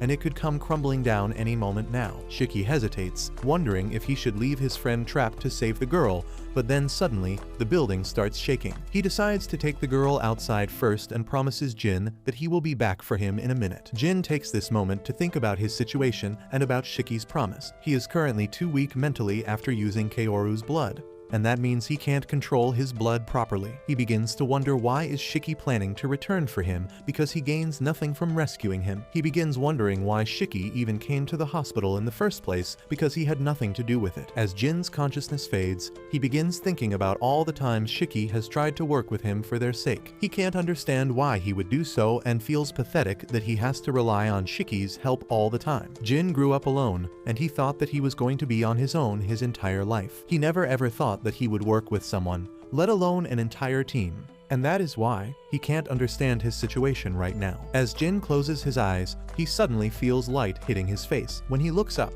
he finds Shiki clearing the rubble to rescue him, and deep down Jin always believed that he would come back. He wonders why is he relying on him when he thought he was a hardcore loner. But despite that, he takes Shiki's hand, feeling that having someone to rely on is not a bad thing. As Shiki helps him walk to safety, he reveals that there are fire trucks and cops outside, so they need to be extra sneaky in their attempt to escape. Jin feebly thanks him, but Shiki starts yelling at him to speak loudly because he didn't hear anything. Jin gets pissed at this and tells him to support him properly, and the two of them bicker on their way to safety. Meanwhile, everyone outside the hospital is astonished that no one died in the fire. They call it a miracle, but when the firefighters question the patients that were rescued, they all talk about the boy who brought them to safety. On the other hand, Shiki and Jin rest at a park. Shiki still keeps bickering about lending a shoulder to Jin, but then he suddenly changes the topic and starts asking about the girl. He wants to know why Jin was so desperate to save her. Jin is about to reveal the reason because he promised earlier, but suddenly, he has a thought that distracts him. He is sure that Shinya was the one who set the hospital on fire, but he doesn't understand why he would do that. The girl was the only hostage that allowed the gangsters to kidnap Jin, and if they killed her, they would have no more bargaining chips. He begins wondering what they are planning, but Shiki wants to know the story from the start. Jin suddenly tells him that the Momotaro are aiming to capture him because he is the child of Kishin. That is why they went out of their way to set this elaborate trap. Jin feels that now that the girl is safe, they will go after her little sister and use her as their next hostage. However, they have no idea about where the girl is. Shiki says that they should contact the recon unit because they can help them. But Jin doesn't agree with the idea. He thinks that Masumi didn't even want to let him go to the hospital because it was too vague, so he will definitely not allow him to search for the girl. Jin believes that they need to find the girl themselves, but Shiki doesn't think it is possible. Suddenly, he gets a brilliant idea and he tells Jin that he knows a guy who can find the girl for him. He says that he knows a cop and cops are supposed to be good at finding people. He sees all of this, but unfortunately, his power doesn't allow him to hear what the people are saying, and he doesn't realize that Shiki wants to get help from his vice captain. He keeps watching over Shiki, who pulls out his phone and calls Mikado. As Mikado picks up the call, Shinya is alerted by the coincidence, but since he calls Shiki by his fake name Natsu, he doesn't doubt anything. However, as he notices both Shiki and Mikado reacting to loud siren noises at once, the doubt floods his brain. He asks Mikado who is he talking to, and he replies that he recently made a new friend. Shinya tells him to let him say hello to his friend, and even though he doesn't like the idea, Mikado hands him the phone. Shinya starts talking to Shiki, who still maintains his character as Natsu. But when Shinya asks him to check if it is raining, Shiki holds out his hand and looks at the sky. This is enough to confirm Shinya's theory, and he feels super lucky that Mikado knows their target already. At the same time, Nato heads to a quiet spot in the woods nearby, where Osuk shows his face. He says that he is here to fight him, and Nato checks the surroundings to find that Osuk has no backup, and there are no cameras in the region either. On top of that, he doesn't have anyone to protect, and Nato is glad because that means he can go all out now. Nato immediately dashes towards Osuk and lands a swift kick on him that he blocks without much problem. He then feints a strike to the left and then attacks from Osuk's blind spot on the right. However, he dodges that and counters with a straight punch. He keeps throwing punches at Nato and manages to push him back with one before doing some stretching. Osuk believes that Nato was testing his abilities with plain hand-to-hand combat, which means he must be taking him seriously. However, he is not a big fan of foreplay and immediately pulls out his weapon, a sickle and chain made out of the black bacteria. Nato is curious on seeing his weapon, and in response he unleashes his blood umbrella as well. Osuk rushes towards him first and Nato summons the blood soldiers to attack him from a distance. Osuk rapidly spins his sickle to deflect the attacks from the blood soldiers, and then yeets the sickle towards Nato, who barely dodges his powerful attack that splits a tree in half. Osuk then pulls back his sickle, telling Nato that he has the advantage in terms of range. His scythe can extend to 300 meters, and Nato doesn't have any abilities to beat him at that range. Even if he gets close, Osuk has the second sickle for close combat. He asks Nato to pick if he wants to die from close range attacks or long range attacks, and Nato coldly replies that he will die only from old age because weaklings like Osuk can't do anything to him. Osuk gets pissed at this and immediately yeets his sickle at him to take him down. Nato doesn't bother to defend and instead, he throws away his umbrella to grab the sickle. Osuk is surprised by this, and then Nato throws the sickle back at him with great speed. He disperses his ability, turning the sickle into harmless black smoke. But Nato uses that as a decoy and lands a drop kick on his face to send him rolling away on the ground. Just as soon as Osuk gets back on his feet, Nato uses the blood soldiers to attack him. He blocks their arrows with his sickle again, telling Nato that he has already beaten his attack once. Just then, Nato's umbrella hits him in the cuts, knocking him down to the ground again. The umbrella vanishes as it hits the ground and the blood soldiers disappear too. Nato tells Osuk that he is going to use just this technique and now it is just a matter of time before he dies. Osuk agrees that he can't win against Nato like this, but he also realizes that this attack pattern will make him burn through a lot of blood. Back in the Momotaro agency base, Tsukayomi reads Osuk's fortune and finds that he is in a lot of trouble and he might actually die today. Mikado gets worried about him and asks if he should go to support him, but Tsukayomi tells him that there is no need for that. He begins describing his vice captain as a different kind of beast who doesn't get scared of death. He says that even the strongest fighters lose their cool when in front of someone they can't win against, but Osuk is not like that. He doesn't care if he comes out dead or alive out of a battle, because for a battle junkie like him, the fight is more important than the result. In the battleground, Osuk goes berserk on realizing that this is truly a life or death battle for him, and he summons his sickle again. He dashes towards Nato, who attacks him with the blood archers again, and this time, Osuk gets careless and lets a couple arrows hit him as he keeps dashing ahead. However, Nato easily dodges his attack and then kicks him away.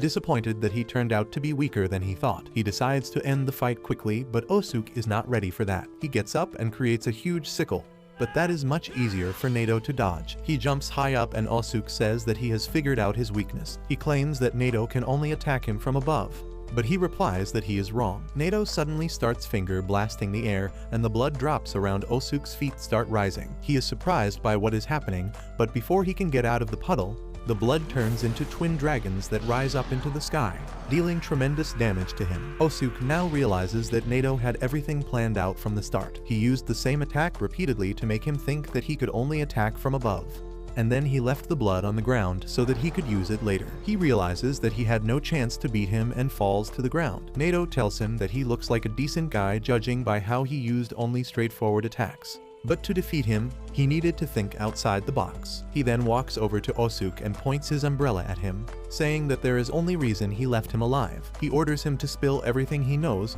but just then, Tsukuyomi comes there and uses his power to create black knights that attack Nato out of nowhere. He dodges them swiftly and wonders if Osuke called for backup, but Tsukuyomi tells him to relax because tonight is not the night for them to fight. He declares that he is here just to collect his freak vice captain, and Nato replies that he won't let them go so easily. Tsukuyomi tells him that some joggers will pass through the area soon, and unless Nato wants to get them caught in the crossfire, he should hold his horses. Nato reluctantly stops himself from attacking them, and Tsukuyomi says that they will meet again before vanishing in a gust of black smoke. On the other hand, Shiki is talking with Shinya without knowing that he is the enemy. Shinya tells him that they will search the girl's house to keep her safe, and Shiki happily relays the information to Jin. He starts acting arrogant and asks Jin to thank him, but Jin replies that it is hard to believe that a guy with a face like a criminal is friends with a cop. Shiki gets pissed at this, but then he gets curious about why Jin wants to help the girl so badly. Jin begins telling his traumatic backstory, starting with how he used to have a sister before their father killed her. His father was a Momotaro, and he chose his duty over his family, killing his wife and daughter because they had Oni blood. He then starts talking about his elder sister, Hazuki, who was really good at talking him into doing as she wished. She made the little Jin feel like he was protecting her with her sweet lies, but in truth, she was the one always protecting him. Jin had a peaceful and loving family before everything went wrong, and he wanted to become a Momotaro like his dad. He wanted to tell his class about it too, but his mother told him that it was top secret and he couldn't tell anyone about it. Jin said that it would be so cool to tell everyone that his dad fought the evil Oni, but then Hazuki started crying that dangerous people would come to take them away if this secret was out. Jin immediately promised that he won't tell anyone about his dad being a Momotaro in that case, and his mom told him that his dad would be really proud to hear that he wanted to be like him too. Those were the happiest days of Jin's life, and he swore to protect his family with all his strength. One day, as he was returning from school, he got a text from Hazuki, asking him to buy milk on the way home. Jin rushed to a convenience store to buy milk, thinking about how he needed to play his role in protecting his family. However, when he returned home, he was greeted by the horrifying sight of his mother and sister lying dead on the ground with his father standing next to them. Jin couldn't process what was happening,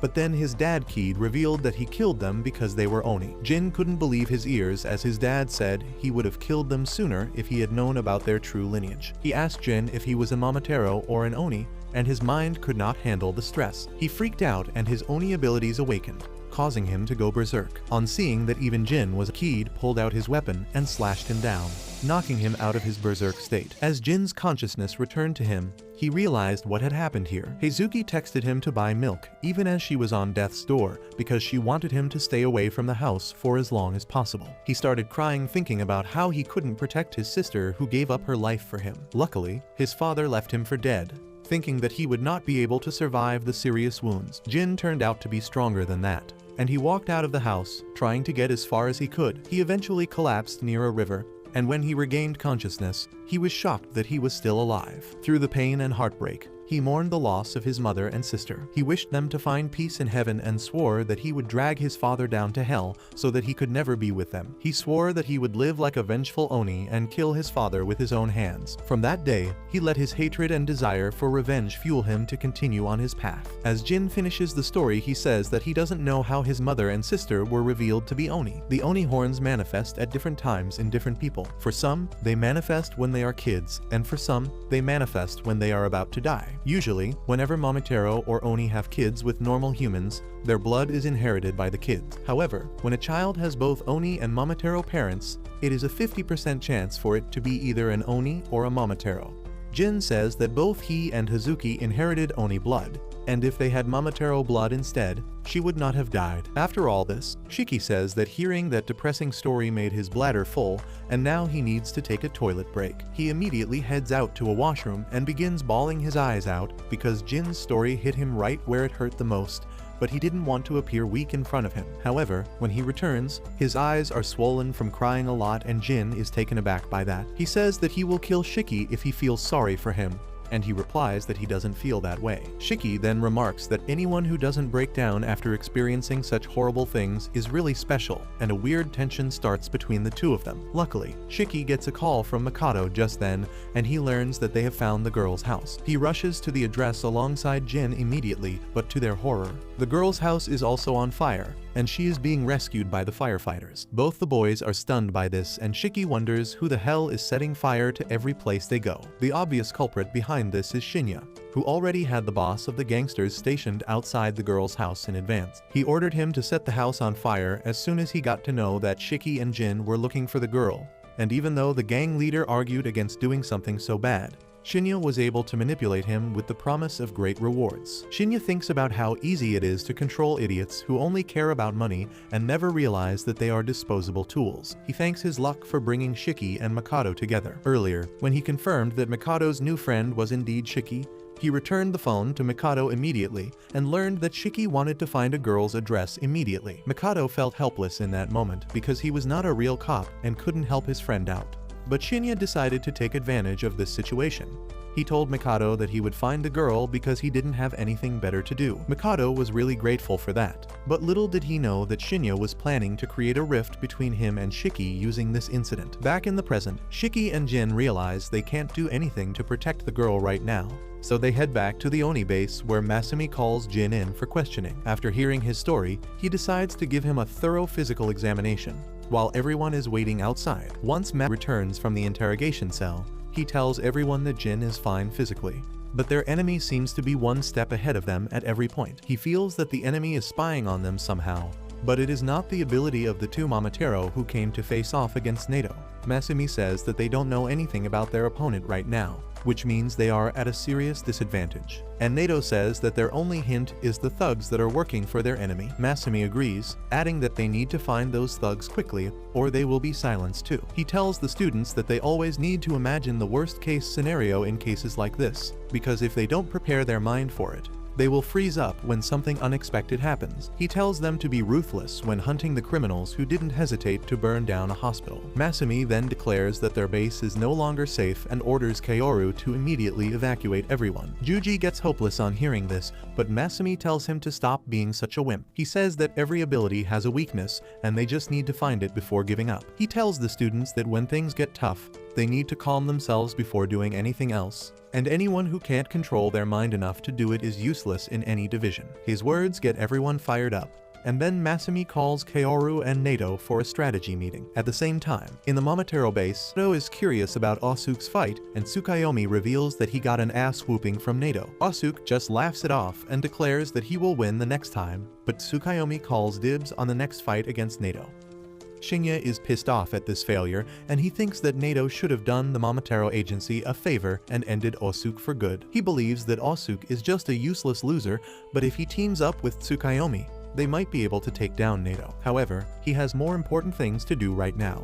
Shinya suddenly shows a news article to Mikado, talking about a fire at the exact location Shiki asked about. Mikado is shocked by this, and then Shinya gives him more details by twisting them to fit his narrative. He talks about how a hospital near the house also caught fire, and when he investigated the matter out of curiosity, he found something shocking. He reveals that the girls who were saved by an Oni earlier were at the sites of the arson, and claims that someone is purposefully targeting them. Mikado is aghast to hear this, and then Shinya gets to his main plan. He asks Mikado if he can really trust his new friend who asked for the girl's address moments before her house caught fire, and he has no answer to that question. Back in the Oni base, one Oni reports to Masumi that they have transported all the important documents, and he gives him a special task to complete before evacuating the place. He then goes to the students, telling them that he has a job for them too. Their task is to track down all the gangsters who must be hiding in one of the shops they run throughout the city. Masumi tells the students to divide themselves in teams of 2 and hit all those shops at once. Shiki asks him if Jin will join them on the mission, and Masumi replies that they need him to sit out of this one. He believes that some sort of spying ability has been cast on Jin, which is why he has shut off his eyes and ears in the cell. Immediately after that, the students team up. Kuina clings to Rokuro, and Akari decides to team up with Juji. That leaves Homer for Shiki, and she starts apologizing for her future mess-ups already. Meanwhile, in the Momotaro base, Mikado confidently says that he can trust his new friend fully, and even Shinya will agree when he meets him. Osuke is getting bored of their conversation already, but Tsukayomi tells him to stay silent because he can see the mind games that Shinya is playing. Shinya, on the other hand, thinks that Mikado is too righteous and pure for his own good, and he plans to twist him to fulfill his goals. He tells Mikado to not trust anyone so much, especially if he doesn't know everything about them. He then starts revealing some of his own secrets to get Mikado to trust him better, revealing that he kidnapped the Oni who saved the 2 girls earlier without telling him. Mikado is shocked to hear this, and then Shinya reveals that the Oni he kidnapped is closely related to their target Shiki. He says that Shiki and Jin might be working together here as well, but then Tsukayomi interrupts him and asks why didn't he get Shiki's location from Jin.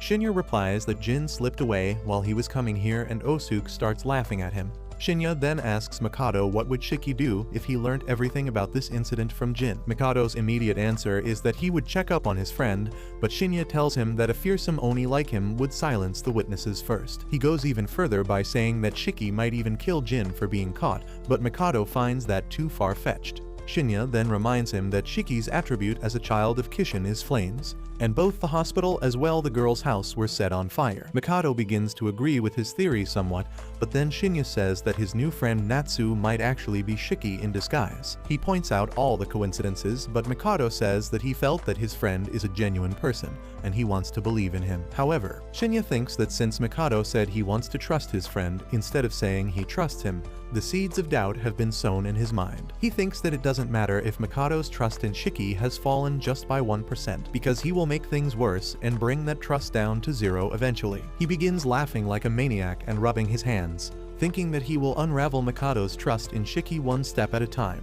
And soon, he will find the switch that will turn their relationship upside down. He wants to wait for the right time to flip the switch and make Mikado hate Shiki enough to kill him. On the other hand, the Oni teams have spread throughout the city to find the thugs. Kaoru can't find anything at his location using his radar sense, and even Rokuro and Kuina don't find anyone on their side. Rokuro suddenly grows nervous and claims that his stomach is acting up, and Kuina starts spoiling him. Ikari and Juji also get nothing at their location, and at the same time, Shiki and Homer are still trying to find the exact location of the shop owned by the gangsters. Suddenly, Shiki gets a call from Mikado, who asks him if they can meet in person right now. Shiki gets a bit flustered on hearing this and asks Mikado if something is wrong. He sounds hesitant about meeting him, and Mikado begins wondering if he is busy. He asks Shiki what is he doing right now, and he starts stammering as he tries to come up with an excuse. Mikado asks if he is doing something that he doesn't want to share, and to make matters worse, Homer starts spiraling out of control at the exact moment. Shiki decides to help her out first and apologizes to Mikado before abruptly ending the call. Mikado is taken aback at this, and Shinya seizes this moment to remark that maybe his new friend doesn't trust him enough to reveal what is going on in his life. He laughs inside, fully aware that Shiki must be really busy right now because of the gangsters, but there is no way he would be able to explain it to Mikado. He is happy that the doubt in Mikado's mind is increasing little by little and decides to wait a bit more before making serious moves. At the same time, Shiki is also thinking about how impatient Mikado was in the call. He wants to talk to him again and explain things a bit more properly, but he also understands that he can't share all the secrets with him right now. That fact mentally exhausts him, and he wonders if he should talk to Mikado about being an Oni once the mission is over. Back in the Momo base, Shinya tells Mikado that he is free to believe in his friend. However, he puts a disclaimer that if his theory turns out to be true, then Mikado will have to take responsibility and defeat his Oni friend. Mikado thinks about it for a minute and then agrees that he will take down his friend personally if he turns out to be the child of Kishin. However, he is pretty sure that Shiki is busy with something purely silly, and Shiki is thinking the same thing about the call. Soon after that, Masumi contacts everyone, telling them to broaden their search because the thugs might be hiding in any building they are connected to. He tells everyone to hurry up because if they can't find the thugs, they won't get any further clues to reach their real enemy. However, this pisses off Shiki because they haven't found a single thug yet. Homer suggests that the thugs might be hiding somewhere that the recon team hasn't marked yet, but she gets nervous immediately after that, so Shiki doesn't pay too much attention to her. He asks her if they have visited all the places in the list they got from the recon team, and she confirms that, making him frustrated that they don't have anything to do now. He suddenly gets an idea and calls Mikado, asking for his help in locating the gang. Mikado starts sulking now, saying that Shiki first hung up on him and now he is asking for another favor. Shiki apologizes and pleads for help, claiming that it is an urgent matter. But this time, Mikado has the phone on speaker so that everyone can hear their conversation. Everyone else signals him to agree to Shiki's request so that they can find out what he is up to. And Mikado tells him that he will look into the gang's location immediately. Mikado then ends the call and requests Shinya to look into the location of the gangsters quickly. Shinya says that there is something clearly fishy here, but Mikado completely trusts Shiki. He tells Shinya to tell him the location too, so that he can go there at the same time to see what his friend is really doing. Just then, Tsukuyomi receives an order from the headquarters, telling him to go on a patrol because the Oni are on the move. He gets ready to go out with his unit, but tells Shinya to inform him as soon as he sees Nato again. Shinya once again tries to sow seeds of suspicion in Mikado's mind, telling him that it can't be a coincidence that the Oni are on the move at the same time as his new friend. However, Mikado is still confident that this is all just a coincidence. Soon after that, Shinya sends the location of the gangsters to Mikado, who forwards it to Shiki, and then decides to visit the place himself to see what is going on. However, Shinya has another plan in motion, and he is sure that it will weaken Mikado's trust even further. At the same time, the gang leader is trembling in fear and uncertainty outside the hideout because Shinya just ordered him to kill his men in cold blood. He is supposed to set the hideout on fire while everyone is still locked inside. But Shinya has already arranged a way for him to leave the country for 3 years. The gangster thinks that he will be safe if he trusts Shinya, and once he returns back to the country after 3 years, he will start earning filthy amounts of cash. There is nothing more important than money for the bastard, and he thinks that the bond he has with his gang is lighter than the weight of cash. He immediately sets a piece of paper on fire and then throws it towards the locked hideout, setting it ablaze and then laughing like a maniac. At the same time, Shiki and Homer are running towards the hideout of the gangsters, when a massive explosion shocks the entire area. Shiki realizes that the direction is the same as the hideout, and he immediately orders Homer to get the teachers while he goes to see what is going on. Homer nervously obeys his command and runs to fetch Nato, while Shiki reaches the location of the blast, where everyone thinks that it must be a gas blast. He doesn't waste any time and rushes inside to find that whatever is left of the building is engulfed in flames. He finds one man unconscious on the ground, but when he gets closer, he finds that the man has stopped breathing. Shiki is shocked on seeing this, but then he looks around and finds that the man in front of him was the luckiest among the victims. All around him, the other gangsters have been burned and buried under the rubble, and Shiki is aghast on seeing the gruesome scene. He is frustrated that he couldn't reach the hideout in time and punches the ground, asking if anyone here is still alive. Just then, Mikado arrives there and sees Shiki sitting unharmed in the middle of the burning building. He is fully convinced now that this is Shiki's real face, and the dumb Shiki thinks that Mikado is talking about the change in his hair color. He tries explaining things, but then asks Mikado why is he here in the first place. However, Mikado is too furious to answer any of his questions. He tells Shiki that he trusted him and considered him a friend, but he betrayed his trust at every point. Behind him, Shinya laughs at the success of his evil plan and decides to see the results of Mikado's hatred. Mikado then declares that he now knows that Shiki is the child of Kishin and a ruthless Oni. He throws away his disguise as well, revealing that he is a vice captain in the Momotaro agency. Shiki's eyes widen in shock on hearing this, and Mikado apologizes for lying about being a cop, but then adds that Shiki's lie was far worse. Mikado says that Shiki killed so many people and even went as far as harming the girls, and he cannot forgive him for that.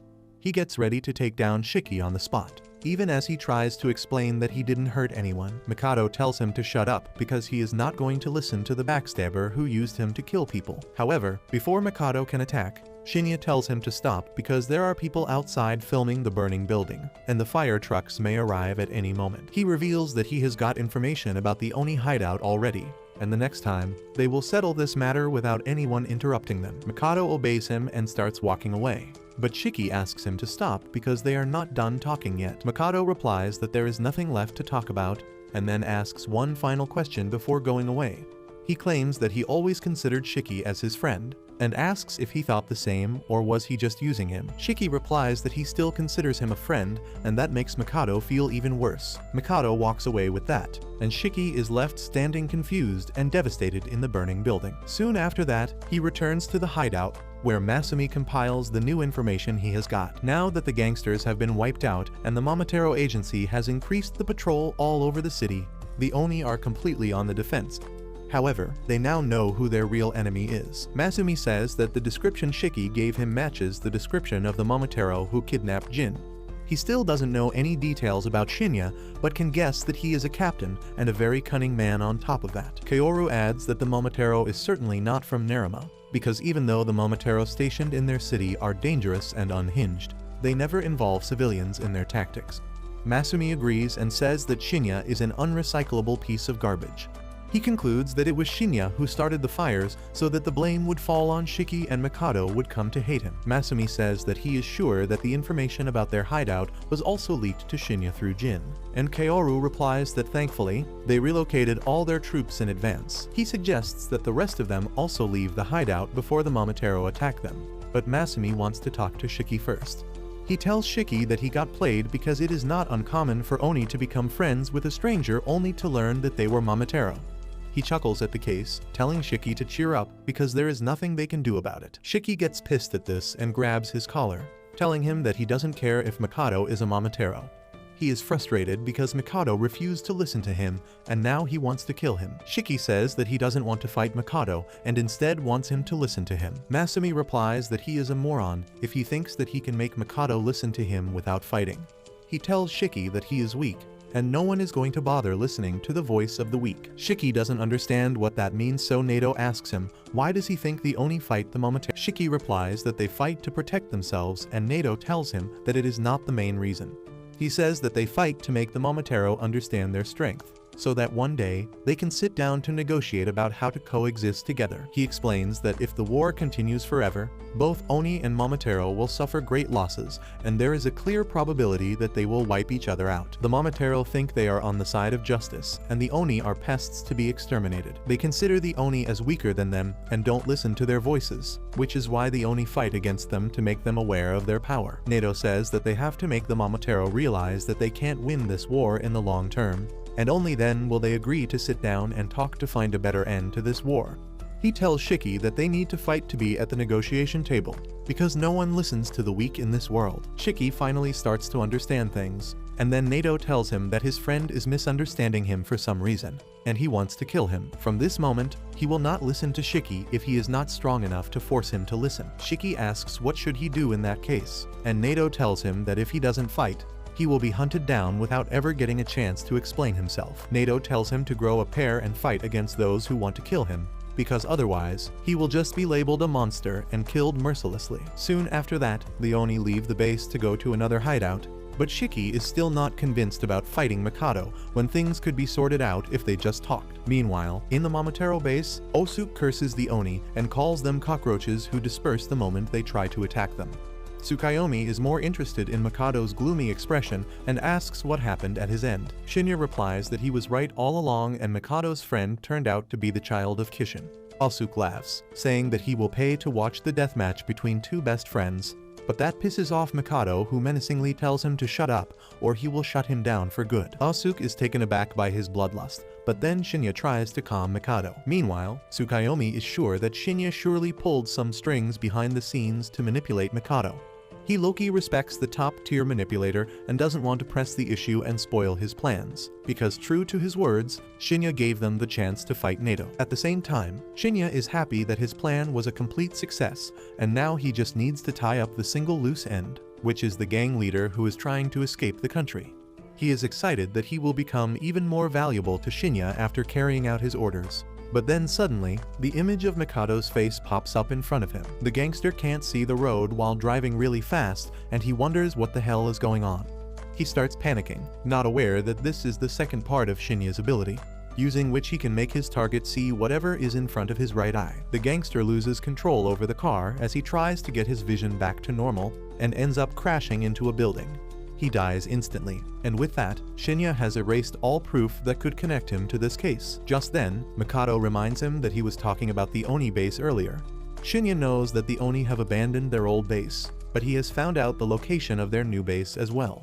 He tells everyone that the base is not that far from their location and both Shiki and Nato are there. Asuke and Tsukayomi are excited about this, and Shinya tells them that they will storm the Oni hideout and kill every single one of those pests. Asuke asks Tsukayomi if he is still not in the mood to fight Nato, but he replies that since the date has changed, his luck has shifted too, and now he is confident that he can take down Nato. Shinya then tells Mikado that his job will be to take down Shiki, and he is more than ready for it. Meanwhile, everyone has assembled at the Oni base, and Akari asks if they are supposed to wait for the Momotaro to attack them here instead of taking the fight to them. Masumi replies that they are still on the defensive because they lack information about the enemy. He tells everyone to get ready for an attack because he is sure that the Momotaro agents have already figured out their location. Akari is excited about it, and Masumi tells him that normally, he would tell students like them to stay miles away from the combat zone.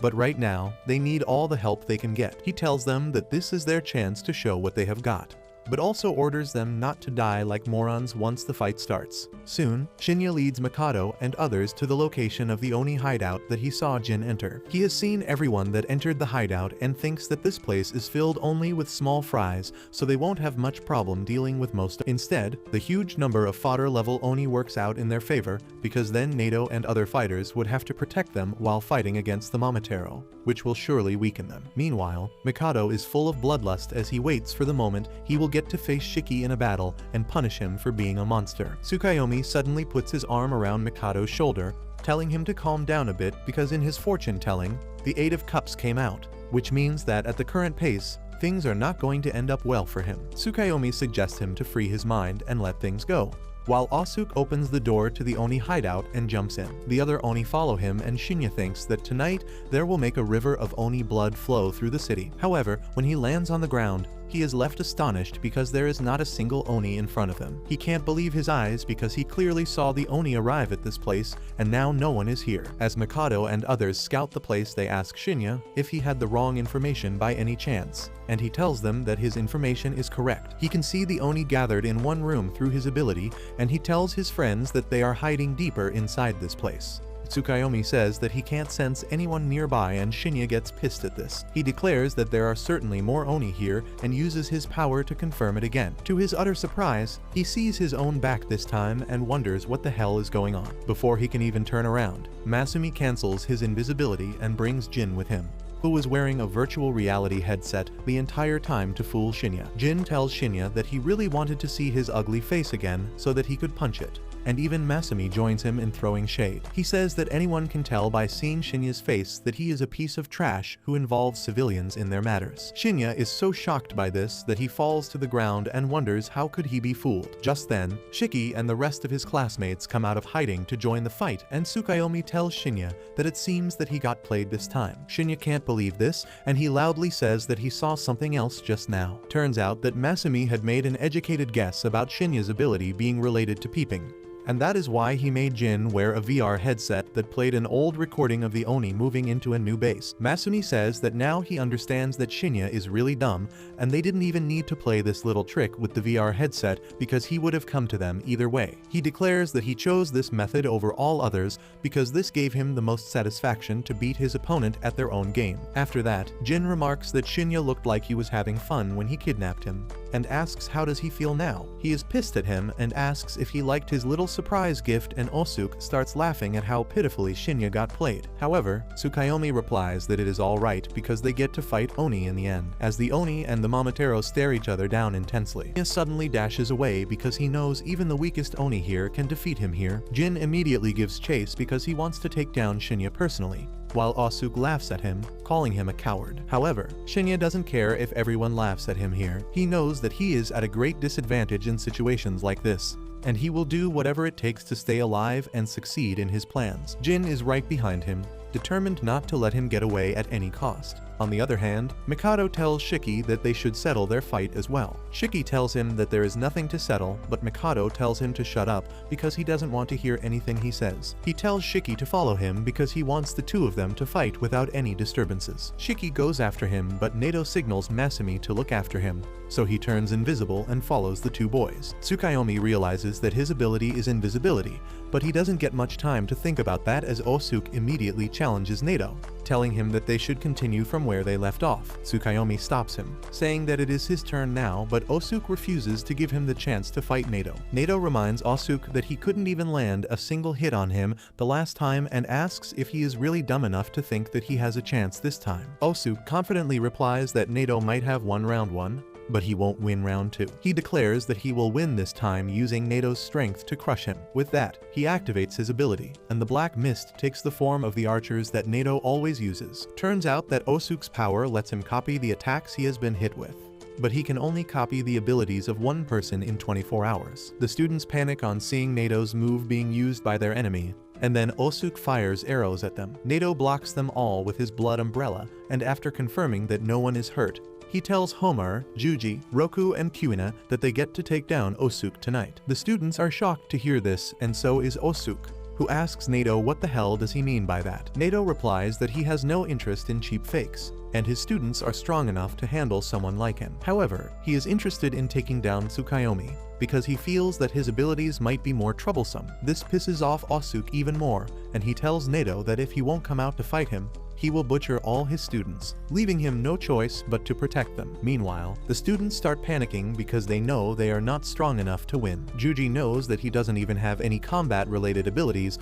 while Homer is anxious because she can't control her blood yet. Rokuro starts having panic attacks, and Kuina tells him that he doesn't need to do anything because she will take care of the enemy. However, before anyone can do anything, Ikari steps up, telling them to leave the fighting to someone who is actually strong. He declares that he will defeat Osuk on his own, but Nato moves towards him, telling him that the rest of the Momotaro from Naruma branch will come here soon, and he should save his strength till then. He tells Ikari to not even think about taking down Osuk, and that really angers him. Ikari thinks that Nato is looking down on him, so he decides to do the exact opposite of what he said and beat down Osuk to show his worth. Kaoru notices this and realizes that Nato discouraged Ikari on purpose so that he could rile him up. He tells Nato that he is going to stay behind to back up the kids and tells him to finish his fight in peace. Tsukuyomi asks if they should start as well, but Nato tells him that they should go somewhere else too. Once they leave, Osuk begins complaining that Nato didn't want to fight him and left him to babysit some kids. He says that his disappointment is immeasurable and his day is ruined, so he will take out all his rage on the students. On seeing him so angry, Roku immediately thanks Ikari for stepping up to fight, and that makes Kuina jealous because no one else is allowed to make her man feel safe. She starts muttering curses and death threats at Ikari, who gets pissed when Osuk calls him a kid. He lets out his blood, wondering what form his rage will take today, but he is disappointed when his ability takes the shape of twin daggers. Just then, Osuk attacks him with the arrows and Ikari is forced to run away because he is at a disadvantage since Osuk has much longer range compared to him. However, as he is too engrossed in his thoughts, Osuk jumps right at him and knocks him to the ground with a punch. Ikari thinks that this is his chance because if Osuk is letting go of his range, he has a chance to attack him too. Meanwhile, Kaoru realizes that Osuk's copy ability was the reason they got inconsistent reports about his powers earlier. Juji asks him why is Osuk giving up the advantage of range to attack Ikari up close, and Kaoru replies that the only thing they know for sure about Osuk is that he is extremely skilled in close combat. Ikari finds that out too as Osuk dodges all his attacks effortlessly and then punches him away. Osuk then bashes his head into the wall with a kick and Ikari's daggers vanish. Osuk mocks him for standing against him when he was so pitifully weak and tells him to pick weaker opponents if he wants to show off. He starts walking away and summons the black archers to finish Ikari, who realizes that he looked like an absolute loser just now. Both Nato and Osuk underestimated him, and when he tried to act cool, he got his ass whooped without getting the chance to fight back. He knows that he only has one chance left to use his ability, and if he doesn't get anything good this time, he is going to die like a loser. He is really angry at himself and channels all his rage to summon one last ability. Osuk gets bored of waiting for him to stand up, so he attacks him, But just then, Akari's ability activates and the wind pressure is strong enough to shatter the arrows as well as the archers created by Osuk. He is shocked to see this sudden change in his power levels and then notices that Akari is not where he left him. He begins to search for him when feathers made of blood start falling from the rooftop. Osuk looks up and finds that Akari has sprouted wings of blood with his new ability. Akari tells him that he will give him a good show now and Osuk is excited for round 2. Meanwhile, Roku can't stop staring at Akari's new form, and he exclaims that it is really beautiful. That pisses off Kuina, and she asks Roku if Akari is more beautiful than her. Juji is frustrated by this because he thinks that this is how the two lovebirds flirt, while Homer thinks that everyone around her can do something and she is the only one useless here. On the other hand, Akari laughs because he hit the jackpot and Osuk gets his hopes up. He summons the black archers to surround Akari from all sides, but Akari simply shoots his feathers towards them, destroying all of them easily. Osuk dodges the feathers coming towards him and says that Akari really met his expectations this time. He then summons an even greater number of archers, asking Akari if he is as excited as him because they are the same. Akari says they are nothing alike and then dashes towards the archers, dodging their arrows with great speed and precision before stopping abruptly behind them. The shockwave from that destroys the archers, and then Akari dives towards Osuk to finish him off. However, Osuk was waiting for this chance. He lets Akari get close enough to the ground before unleashing Nato's twin dragon attack, destroying one of Akari's wings, who falls to the ground helplessly. He begins thinking that this is the end for him, when suddenly he sees a vision of his friends, asking if he is going to join them so soon. The vision reminds Akari that he once promised himself that he would kill one Momotaro for each friend he lost, and he gets back the will to fight to the bitter end. He pulls himself together and flaps his remaining wing as hard as he can to keep flying. He knows that once an ability he summons vanishes, he can't recreate it, so he decides to put every last drop of blood he has into his remaining wing to end the fight. Osuk is thrilled to see this, and as Akari dashes towards him, he creates another batch of archers to attack him. Akari starts spinning rapidly to block all the arrows and Osuk gets nervous on seeing that he is not stopping. Akari then sends a powerful drill attack towards Osuk, who fails to block it and gets smashed against the wall behind him. Osuk is knocked out cold with that, and Akari tells him that they are not similar after all. Osuk takes too much pleasure in battle, and he is ready to throw away his life if he is enjoying the fight. Akari claims that he is not a fool who will throw away his life, and that is the reason he won. With that, his power disappears gradually, and he loses consciousness as he falls to the ground. Kaoru catches him before he hits the ground and his classmates gather around, happy that he won the battle. However, Kaoru tells them that Akari took serious damage in the fight and his left hand is barely hanging on. Homer asks if he won't be fine with the Oni healing factor, but Kaoru thinks that he won't make it out at this rate. He suggests that they should take Kaoru to a healer immediately, and just then, Osuk gets up even though he is still unconscious. Kaoru decides to let him live this time and prioritize Akari's safety instead. At the same time, Masumi is watching over Shiki and Mikado, who have chosen a high-rise building for their showdown. At the same time, Nato and Tsukayomi reach an isolated spot to start their fight. Nato immediately pulls out his blood umbrella to begin the fight, but Tsukayomi pulls out a large bowling ball straight out of his ass and tells him to wait a minute. He tells Nato that the blue bowling ball is his lucky item for the day and then asks him not to ask how he fit that huge ball up his ass. He decides to put it on the ground before the beginning of the fight, and as soon as he turns his back, Nato finds the perfect chance to strike him. He rushes ahead to strike him down, but at the exact moment, the bowling ball slips from Tsukayomi's hands and he ducks, dodging Nato's fatal strike through sheer luck. Nato skates back as Tsukayomi starts celebrating his survival, saying that the predictions of his favorite astrologer, Madame Myrinpa, came true yet again. Nato thinks that he is a fool because if he had not brought the bowling ball, he would have never turned his back against him and avoided the danger in the first place. However, Tsukayomi is high on confidence and asks Nato if he can beat someone whose luck is at its peak. He asks Nato if he believes in fortune telling,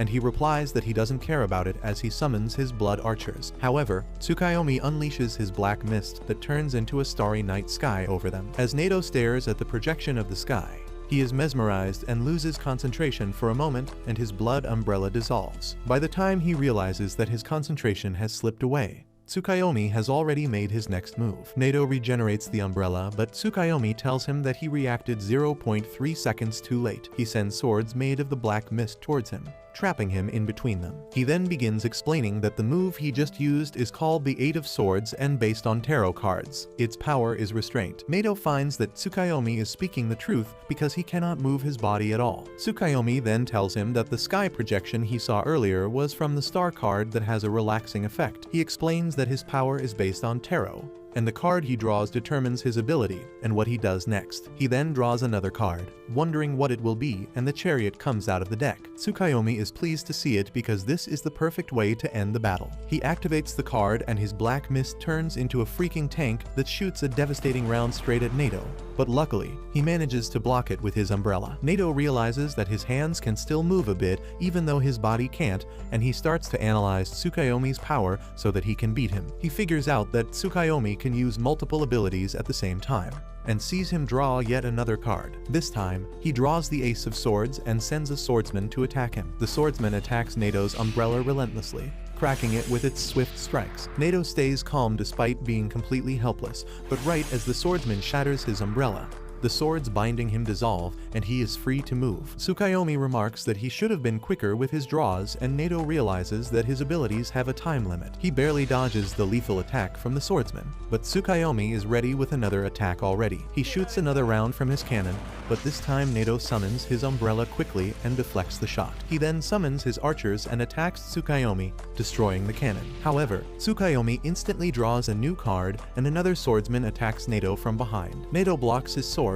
but that is enough for him to get influenced by the swordsman's power. His body starts moving really slowly, and as he wonders what is happening, Tsukuyomi explains that his recent card was the Four of Swords that can make its target move in slow motion for 5 seconds. Those 5 seconds are enough for the first swordsman to rush towards Nato and deal a deep wound on his chest, causing him to spray blood like his blood pressure is over 1,000. Nato falls on his knees, and then both the swordsmen vanish. Tsukuyomi celebrates his victory early, saying that this is a flawless victory, but Nato immediately gets back on his feet. Tsukuyomi is impressed by his tenacity, but he remarks that Nato is not as strong as the legends about him say. He says that the stories might have been exaggerated, and then declares that he will put an end to the legend of Nato. Then suddenly, Tsukuyomi spits blood and feels incredibly weak, even falling to his knees. He can't understand what is happening and asks Nato what he did. Nato simply wipes of a patch of blood on his cheek that turns into a red vapor while telling Tsukuyomi that he was standing in a rain of blood this entire time even without realizing it. Nato explains that he turned his blood into really small droplets that Tsukuyomi couldn't even see. He breathed in those blood droplets without knowing,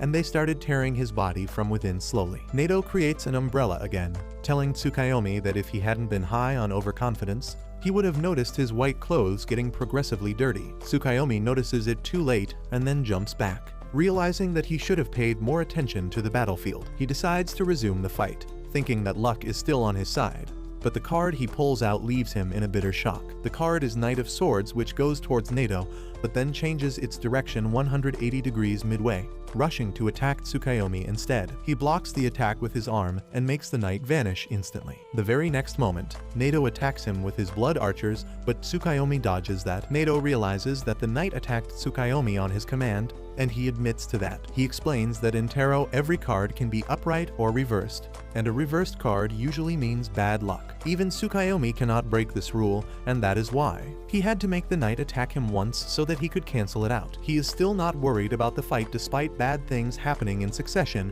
and draws another card as Nato creates another round of blood archers. The card he pulls is reversed Seven of Wands that emerges as wooden pillars from the ground. Tsukuyomi realizes that the reversed card won't be able to handle Nato's attack, and that is exactly what happens. The arrows pierce through the pillars and hit Tsukuyomi away, knocking him on the ground and scattering his cards all around him. Tsukuyomi can't believe this is happening because he did everything right. He had his lucky item. He prayed and trusted in his fortune and God. He thinks that God abandoned him in the end, which makes him really bitter. He decides to pull one last card before his life ends, and suddenly, blue flames start covering his body. The card is the Devil, reversed, and Tsukuyomi declares that now he will make even God look back at him. He summons the Devil using the card and tells Nato that not every reversed card means bad luck. and in some cases, it can mean extreme good luck. He says that the devil, reversed, means freedom from suffering and a turn towards the desired path. Tsukuyomi declares that God has finally graced him with the best luck, and now he is not going to lose. The devil vanishes with that, and Tsukuyomi instantly draws another card that summons a unicorn lion. The beast attacks Nato, who keeps dodging its attacks and then skates away from it. He summons his archers to attack the beast, but their arrows don't do any damage, forcing Nato to keep moving. Tsukuyomi asks him how long can he run away because the beast won't stop until it catches him. Nato suddenly finds himself cornered around a pillar, and the beast charges towards him. He tries blocking its attack with his umbrella, but the monster's horn is stronger and shatters the blood umbrella. Tsukuyomi is confident that he won with this, but it turns out that Nato used the bowling ball as the second round of defense to block the monster's horn. Tsukuyomi can't believe that his lucky item was used against him, but Nato replies that it was not as lucky for him as he thinks. He reveals that he made the umbrella less dense on purpose because he knew that the bowling ball would stop the monster's attack. He declares that he saved some blood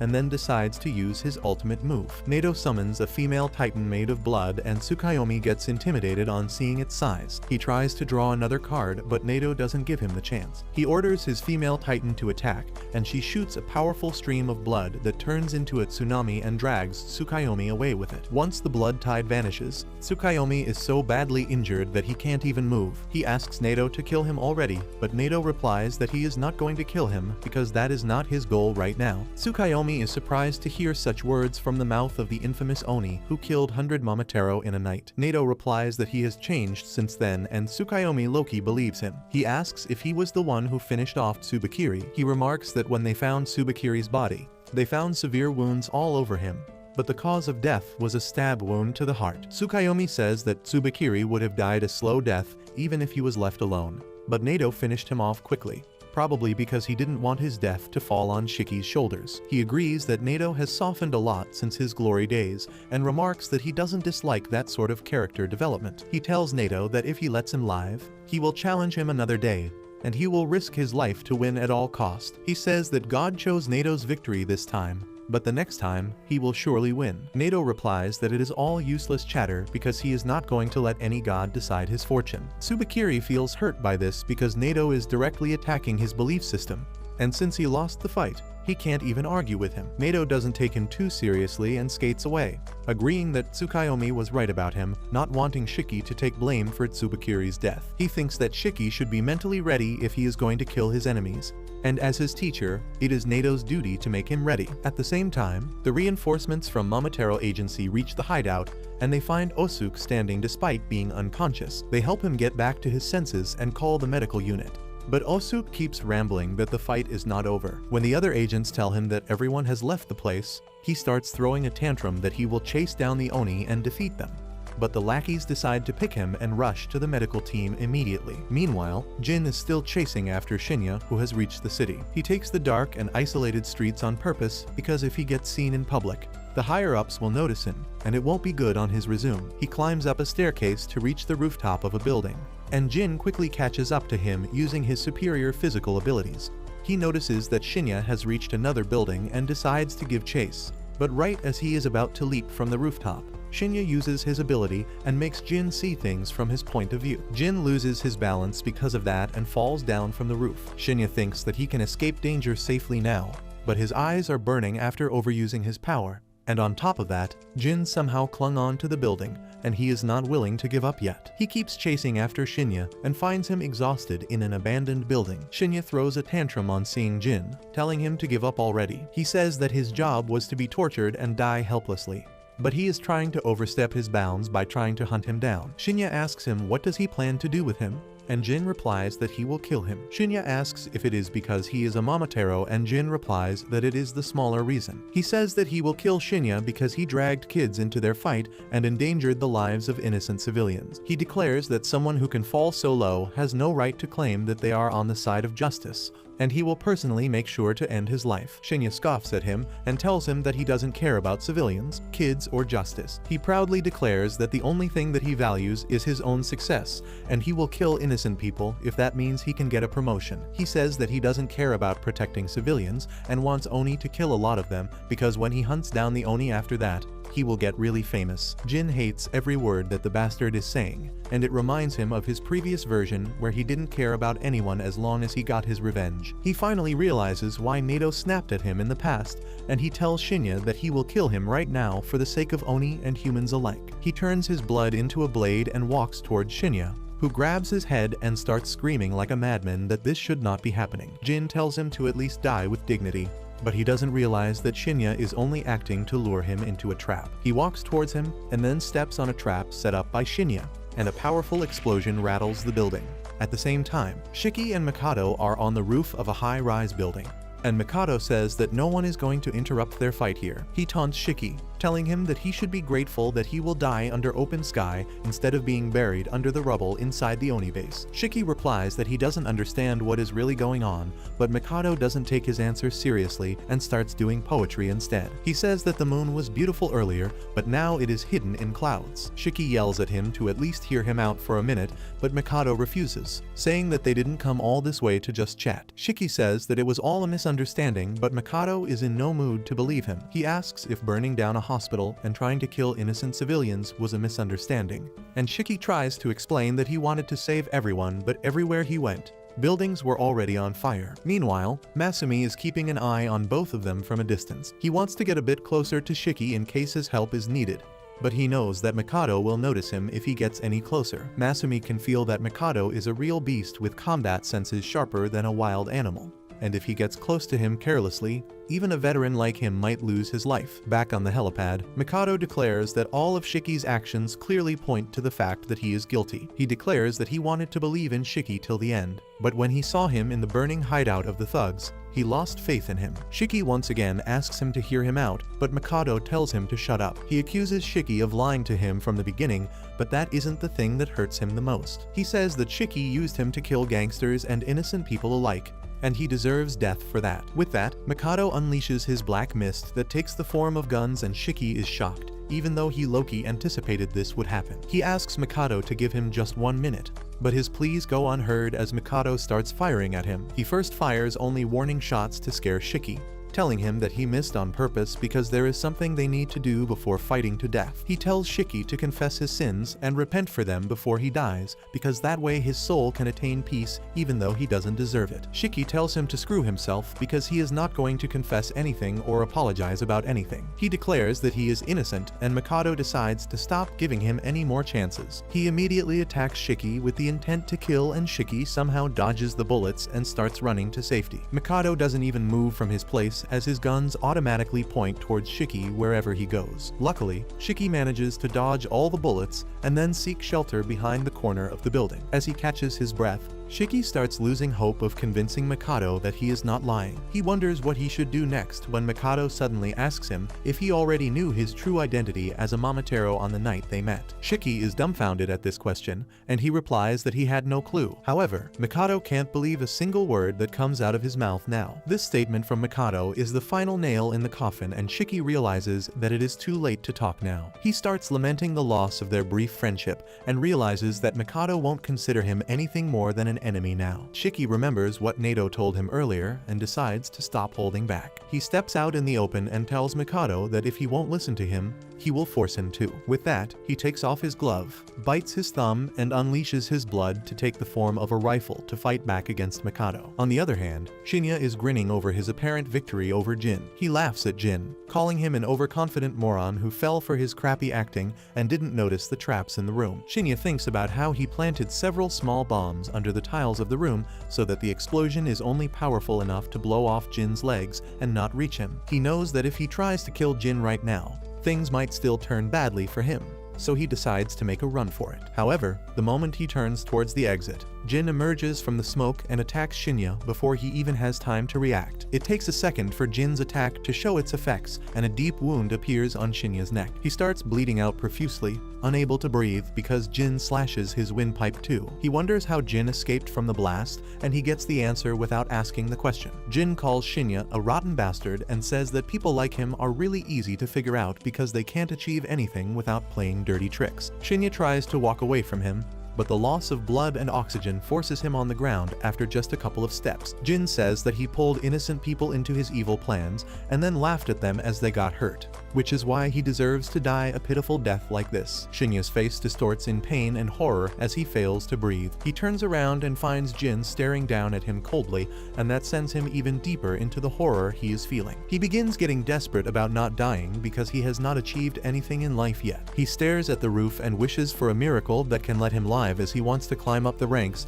and become an important leader of the Momotaro agency. However, his vision starts getting blurry and he loses consciousness within seconds. He finds himself drowning into a cold and dark sea, thinking about how people get handed a metaphoric set of cards when they are born that decides their fate. No one can trade those cards with other people, and those who draw outstanding talents on their cards succeed in life pretty early. Shinya thinks about how he was dealt a really shitty card and the ability he got was really mid. He could see the difference clearly when he joined the Momotaro agency. Those with good abilities and athletic builds got promoted quickly, and Shinya remained a below-average Momotaro. He was told to support the main units from the rear, and even people who joined after him quickly became his superiors. They laughed at him and looked down on him, not even bothering to remember his name. That was when Shinya swore to make them choke on their pride and make them grovel before his someday. He turned his jealousy and hatred into motivation, and began working hard to find ways to become better. He put in a secret application with the higher-ups at the agency, requesting intensive training to improve his ability. He put in a lot of effort, endured hellish training without getting proper rest, and at the end, he became capable enough to rise up the ranks. However, his sense of victory was really short-lived as he soon realized that despite all this training, there were limits to his ability that he could not surpass. Shinya thought that God had turned his back on him ever since he was born, so he decided to abandon God and morality in order to achieve his goals. He swore to get his hands as dirty as needed to rise above those who possessed real talent. And he did exactly that. He crossed the lines again and again, finding sensitive information about powerful people and using it to blackmail them. He manipulated people without mercy and didn't care if someone died as a result of his actions. He knew how serious his crimes were, but he didn't regret anything because they brought him the results he wanted. He quickly got promoted and became a captain, something that everyone thought was impossible. Seeing the people who mocked him grovel before him filled him with great joy. But that was not enough for him. Shinya's ambitions kept growing, and he started desiring even greater power to make everyone realize that they should not have underestimated him. He kept climbing the stairs happily and thought he would achieve success one day. But now that he is on the brink of losing his life, he can't believe that a kid brought him down. He begins squirming in agony as he thinks that even in the end, he lost to someone born with an immense amount of talent. He tries crawling out of the room, asking himself if working his ass off for years was not enough to catch up to a teenager. He gasps that he will not give up and draw better cards in the next life, while Jin keeps staring him down without any emotion. He realizes that there is no hope for Shinya now and walks out to let him die a miserable death all alone. Shinya crawls a bit further, struggling to do as much as he can, but it is too late for him. He falls dead, unaware that for other Momot born without great talent, he was a symbol of hope. Back on the rooftop, Masumi eagerly watches the battle between Shiki and Mikado, and in his eyes, the result is already decided. Shiki declares he will use force to make Mikado listen to him, and then shoots a rocket towards him. Mikado uses his guns like Dr. Octopus tentacles and dodges the attack, forcing Shiki to load another round and fire at him. However, Mikado dodges that too,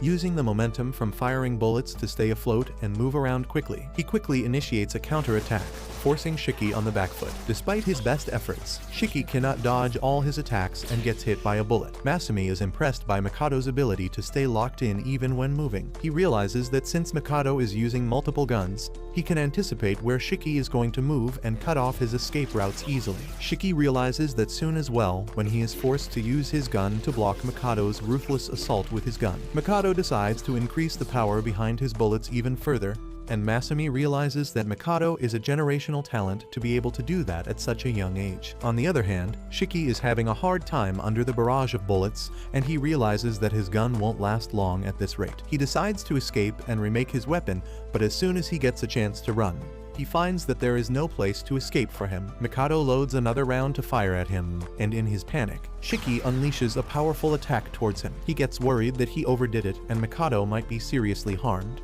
but when the smoke clears, he finds that Mikado is not in front of him. Shiki wonders where he can be when he notices Mikado's shadow creeping up on him from behind. He is using one of his guns to anchor himself to the wall as he floats in the air and takes aim at Shiki. Mikado calls Shiki weak and then starts shooting. Shiki has nothing to defend himself with this time, and the bullets do serious damage to him. However, he regenerates from the damage rapidly too, and Mikado decides to continue his attack so that Shiki's healing factor constantly burns his stamina. As Shiki starts running away, he thinks that there is too big of a gap between him and Mikado. He thinks that he can only summon one gun, but Mikado already has 4, and that is unfair. However, that is when he has a eureka moment and realizes that no one told him that he could only make one gun, and he just believed it all this time. He stops running and thinks that since Mikado can summon multiple guns, he can do the same. He immediately creates a rocket launcher and turns back towards Mikado, staring at him with determination to win. He then bites open his other thumb, wanting to create a gun there too. But nothing happens no matter how much he mentally yells at his thumb. Mikado is confused by his actions, so he starts blasting, and Shiki runs away just before the bullets hit him. He keeps thinking why he can't create more guns when suddenly, Mikado changes the direction of his attack and comes towards him from the front. Shiki has nowhere to run now, and he is forced to use his gun as a shield again as he wonders what is the difference between him and Mikado. The constant gunfire pushes him towards the edge of the roof, and Masumi curiously watches the fight from a distance, wondering what will Shiki do with his room temperature ick. Shiki decides to go on the offensive and points his gun at Mikado, but he was prepared for it and uses one gun as a whip to change his direction. However, Shiki manages to find a counterattack in this situation, shattering the rocks on the rooftop with a kick and hitting them forward with full strength. Mikado thinks that Shiki's attempt to attack him is pathetic, and he swiftly jumps over the rocks and reaches Shiki, landing a powerful kick on his face. The kick sends him to a corner of the roof, and Mikado tells him to give up now because then he will give him an easy death for old time's sake. Shiki doesn't pay any attention to him and tries getting back on his feet when he suddenly notices an oddly shaped rock in front of him. As he picks it up, he finds that it is the same size as a pistol, and that gives him an idea to summon a pistol in his left hand instead of a rocket launcher. However, even as he tries to create a pistol, he fails to make it materialize, and that forces him to think about the difference between him and Mikado once again. His pea-sized brain still can't realize that the difference is the size and power of the gun, and in the meantime, Mikado is losing his patience. He decides to finish the fight quickly and creates 2 more guns, leaving Shiki shocked and awestruck at the same time. Shiki compliments Mikado, saying that he is really amazing, and in return, Mikado asks him to accept his sins and prepare to die. Shiki refuses to do that, declaring that he did nothing wrong, and with that, both of them get ready to face off once more.